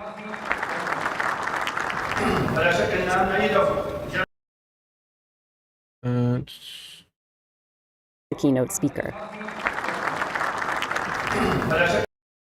There is no doubt that the there is no doubt that the security of any nation begins with security of its geographic surroundings.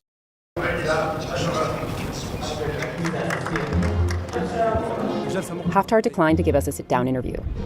Try it. At asking him a question. That's enough. No, in all sincerity though, these are like, you know, when you see these type of conferences, understand that there is no fucking God. Like, there is the fact that these people are able to be so comfortable.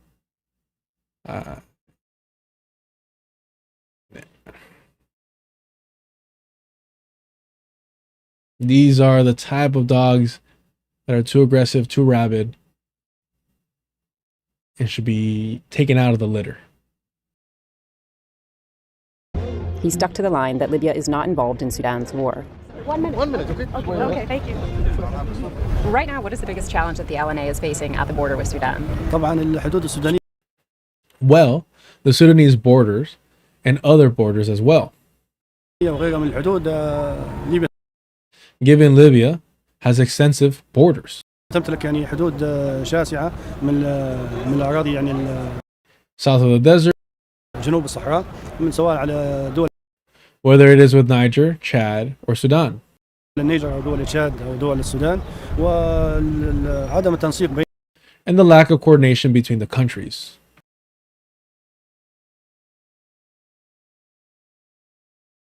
I take everything back. I'm sorry, y'all. I didn't realize this was an inclusive space. My bad. I'm so sorry. No, never mind. These are not evil people. These are the woke TM white version, you know, armies that we need. Yeah, no, this is fine. We're good. Take it all back. We're fine. I'm sorry. I did not realize what was happening. Silly me. You know. Wow. I have a lot to learn.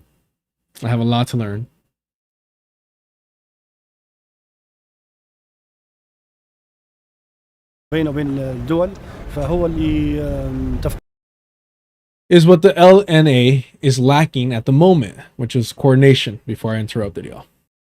تقده القوات المسلحة الليبية وخاصة مع السودان يعني Especially with Sudan, given the conflict going on in Sudan. الصراع اللي داخل في السودان يعني يسبب That caused such a lack of coordination between us and them. قلة التنسيق بيننا وبينهم. No one was willing to answer questions about the UAE or the use of eastern Libya by the RSF.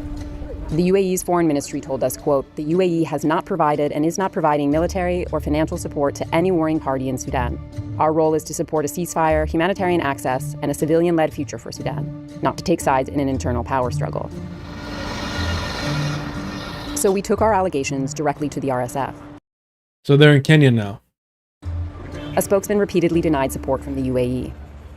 There's much of allegations that's not There's much of allegations that's not true. true, and we defend it, and we wrote in our statement. And we defend it, and we wrote in our statements against it. Against. The UN Security Council said British small arms, both target systems and engines for armored personnel carriers that were sold by the Brits to the UAE were then found in Sudan to be on the RSF side. It's exclusively sold for the Emiratis, and the Emiratis give it to us. Correct. No.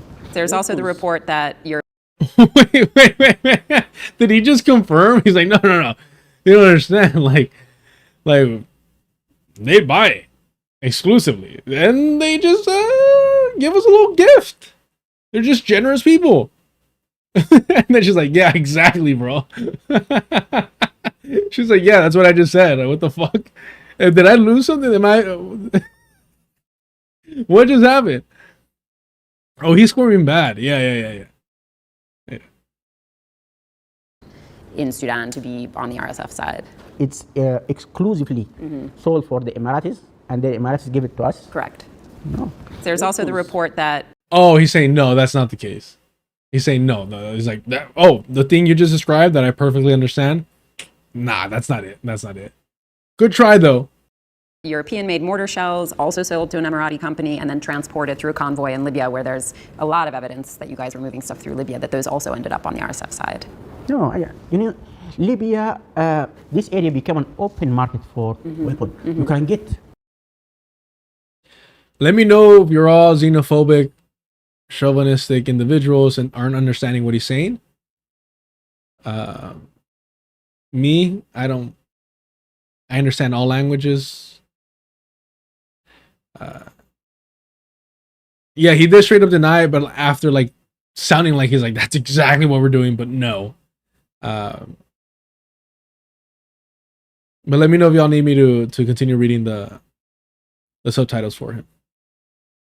Let me find out who's racist here and now. Libya, this area became an open market for weapons. You can get weapons from wherever you want. Sure. And it's a market, so you can get, if you have money, you can get a weapon from there. He rejected the claims of our RSF sources about their training in Libya. So do you deny that there are any training camps for the RSF outside of Sudan? It's all our staff training camps in our borders. There are no training camps outside of Sudan. What ultimately do you want to get out of this war? You're saying it's for all of these just causes, but what is the ultimate end game? We are looking for a new Sudan. You're telling me that you want power to be handed back to civilians and you want peace for all. Wow. To straight up say we want a new Sudan. Wow. And yes, it does have the whole Vice look, but I think that's mainly because Vice, especially early on, was pretty ahead of its time. And I wasn't like crazy about like Vice's reporting. I didn't really care, to be honest, back then. But Hamilton's Pharmaceuticals, oh, you bet my stoner ass was watching every fucking episode. All Sudanese. It just seems that also, to really be respectful of the peace process, that the RSF side and the UAE side should show up and just acknowledge that they are working together to fuel one side of the war. When we pass through the peace platforms and the peace talks, we show that who's spoiling peace platforms. I know you're saying the army is, but I'm just saying some honesty about the reality of how the war is being facilitated on your side would also help advance peace. The RSF is accused of committing genocide in the Darfur region and war crimes across Sudan. Despite mounting pressure, the US and its allies have done little to convince the UAE to stand down. Estimates of the death toll have reached 400,000. The human cost of the war is unimaginable.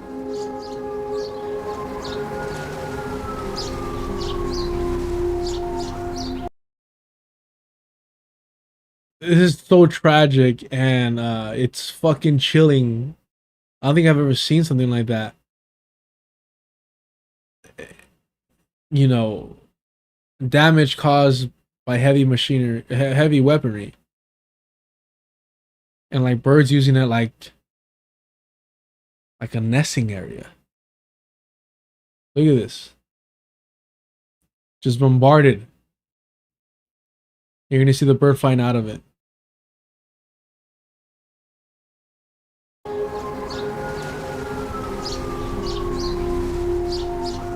This woman, whose identity we agreed to conceal, arrived in Libya with her 4 children in 2025.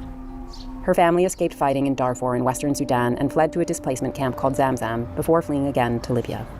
Can you tell me what happened on the day that you had to leave your home?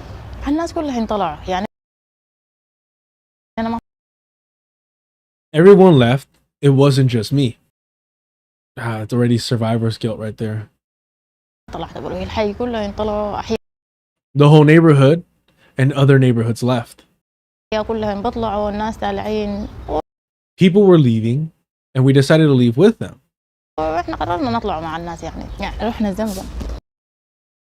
We went to Zamzam? Yeah, Zamzam. What was it like at Zamzam? There were no issues at the beginning. People were safe at first. Later, trouble caught up to Zamzam. My late husband was going out in his car when he encountered a drone.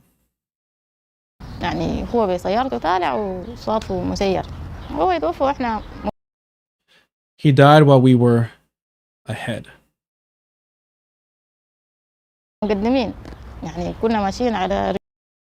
I mean, we went on foot as we didn't want to leave all together as a group. Just as we don't know what might happen, and we had children, we were scared. Were you at Zamzam on the day that the RSF attacked the camp? Yes, during it, we were there when the attack happened.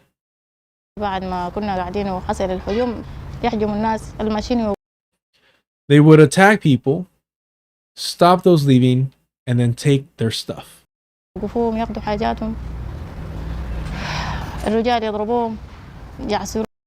Hit the men, they would capture and threaten them. Even the women had similar experiences. They would take the money, the phone, and if you had gold, they would take that as well. If you agree, you might survive. If you don't, it's easy. You get hit.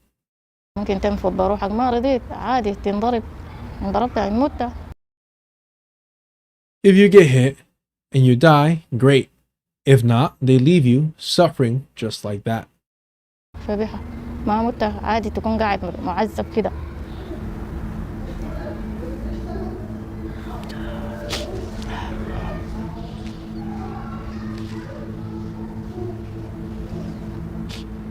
Ultimately, who do you blame for all this pain, for everything that happened to you?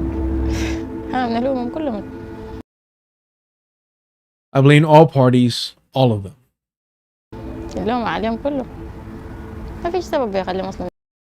There is no reason for such fighting. I can't see one.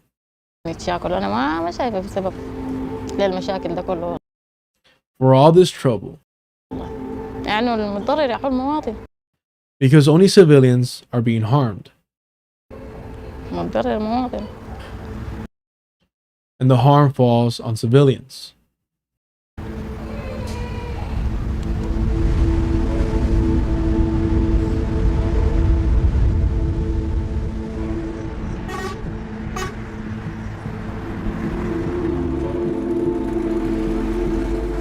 After your training was finished, was your unit sent back to Sudan? Yes, some returned, some escaped, and stayed here.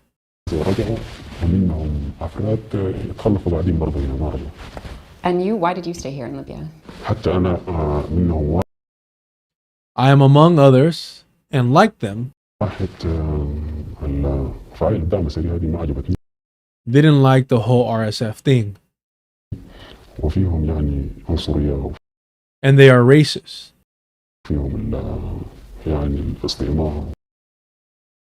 And suffer from authoritarianism. And it's all the mercenary work.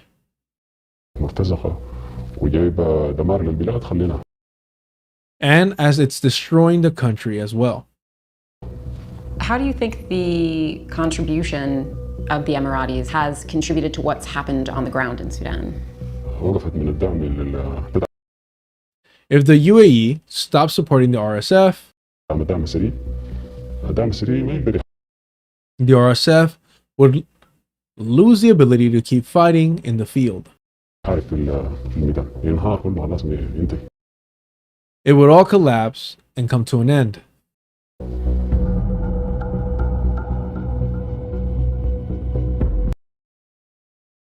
I mean, it's as simple as that, right?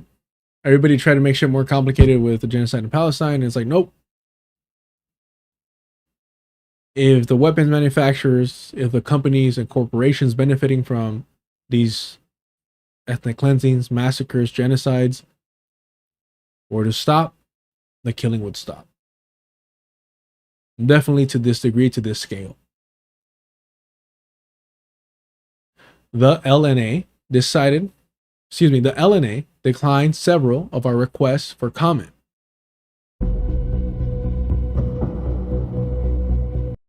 They have previously denied supplying the RSF with weapons, training, or support.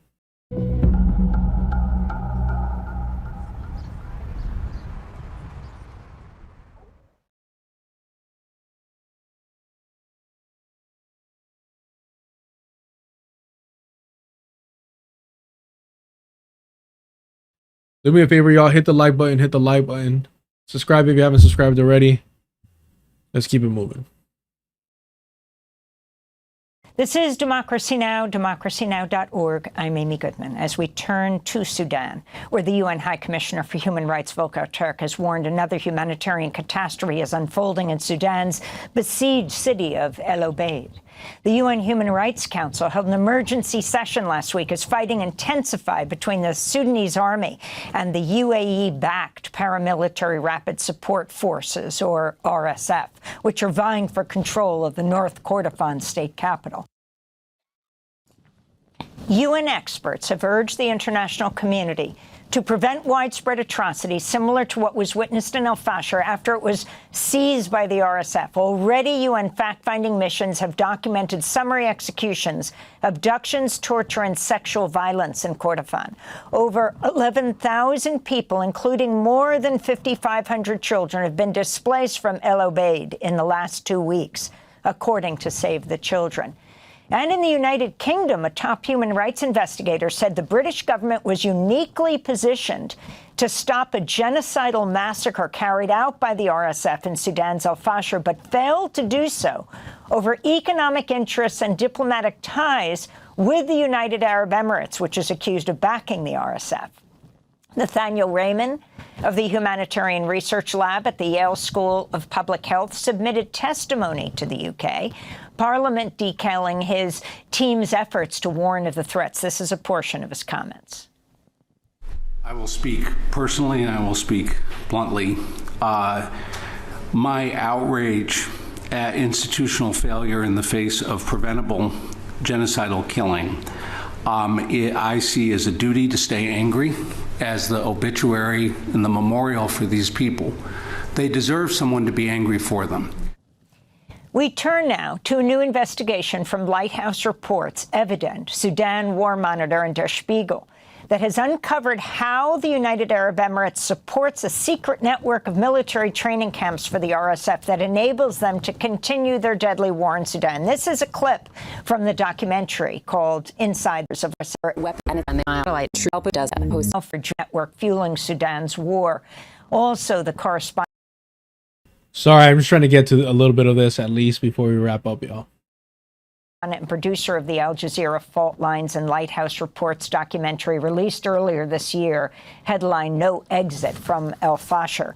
So let me ask you, Julia, first the latest, where the UN High Commissioner for Human Rights, Volker Turk, warned another humanitarian catastrophe is unfolding in Sudan's besieged city of El Obeid. What do you know, and what is fueling this? So what we know is that the RSF, the Rapid Support Forces, and the Sudanese army are fighting for control of Al Obeid, which, as you said, is the capital of the North Kordofan region. They have. Is that true? The UAE is leaving OPEC? What the fuck? Bruh, man.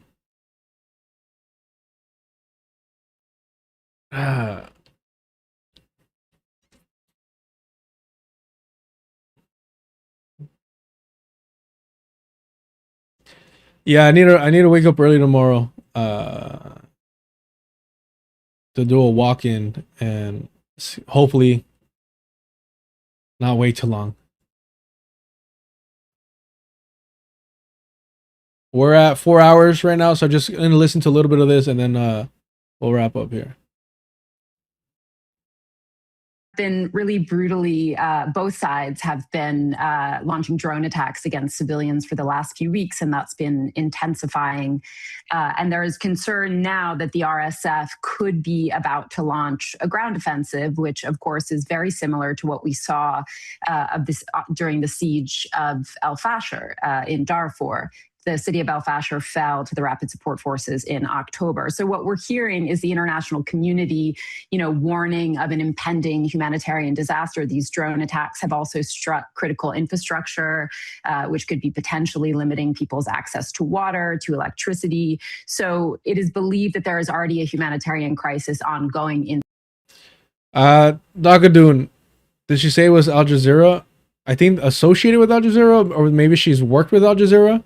But I think that this new project is unrelated to Al Jazeera. Inside El Obeid, but of course the real fear is that this will be, another repeat of El Fasher, where civilians were subjected to really extensive and grotesque war crimes at the hands of the RSF, who eventually went on to take that city. Talk about the role of the United Arab Emirates, Julia. Sorry, what I did want to say is, I wasn't critical of, the woman who suffered and said, hey, like, I blame both sides. I think that's totally justified. I'm worried that hearing her response right now, that it is painted a little bit of like a both sidesism. And I only concern myself with that because the focus should be on the RSF. The focus should be on the UAE. And so this whole both sides thing is very concerning. And maybe why she was granted all that access? Yeah. So this war, which is often categorized in international media as a civil war, is really a proxy war on both sides. On the side of the RSF, their main backer is the United Arab Emirates. And there's no question that the RSF would not be able to have gotten as far as they have, to have claimed nearly as much territory as they have, without the really robust support of the UAE. The UAE backs the RSF for a couple different reasons. Some of it is ideological. They would say that they are fighting the Islamists who back the Sudanese army. Others, other reasons include just loyalty to the RSF's leader, and economic reasons, and interest in gold and infrastructure in Sudan.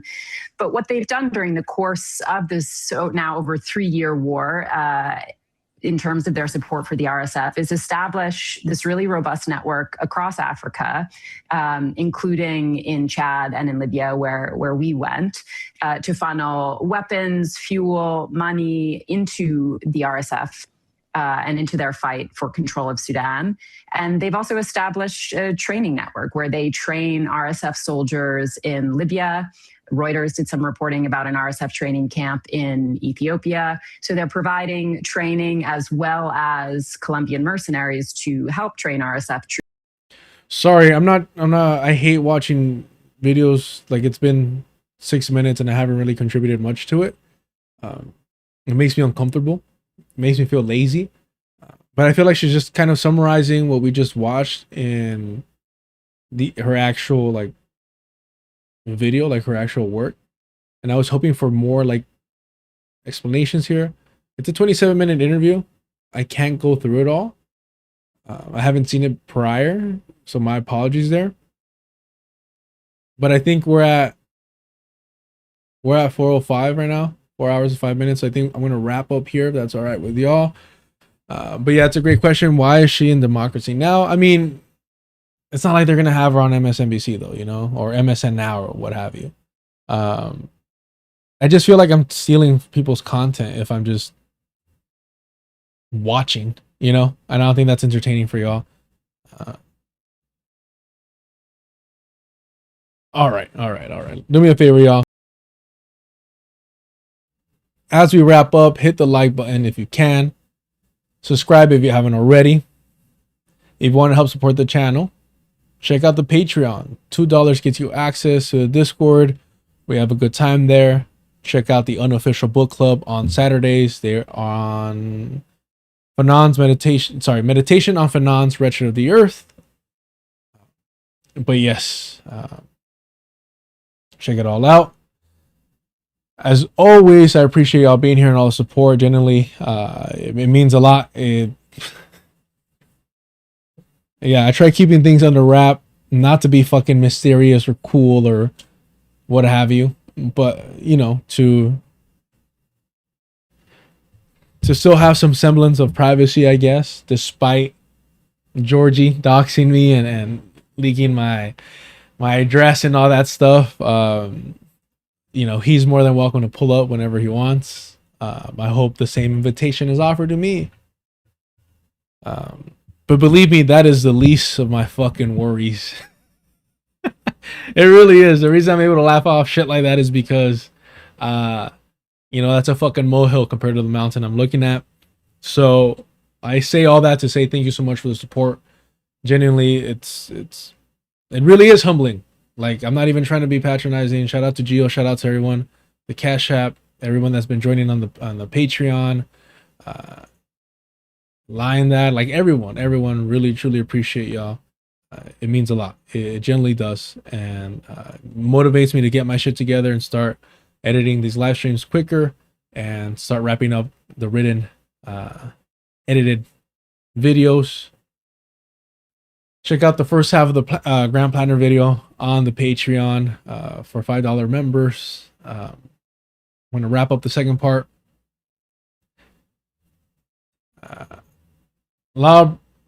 Librarian. Yeah, moving forward, it's going to be 4 p.m.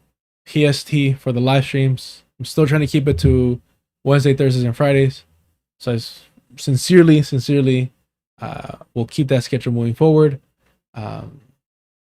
No, I'm not trying to make it worrying. It's not generally. If I was like over here, like, you know, I would say, hey, you know what? I'm gonna have to pull back. I would not. If it was a health thing to that degree, I would not even bring it up, honestly. I'm just trying to, you know, be direct as indirect as possible.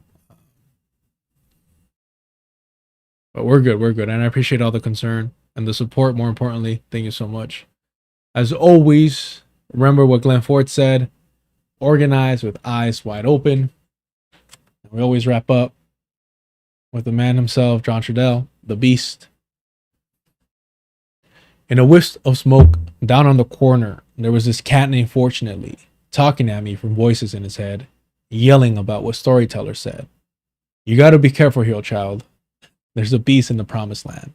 There's madness you don't understand. The beast is crazed and running wild. Little boy man, little girl woman, no big deal. Nothing personal. Your mind's another meal.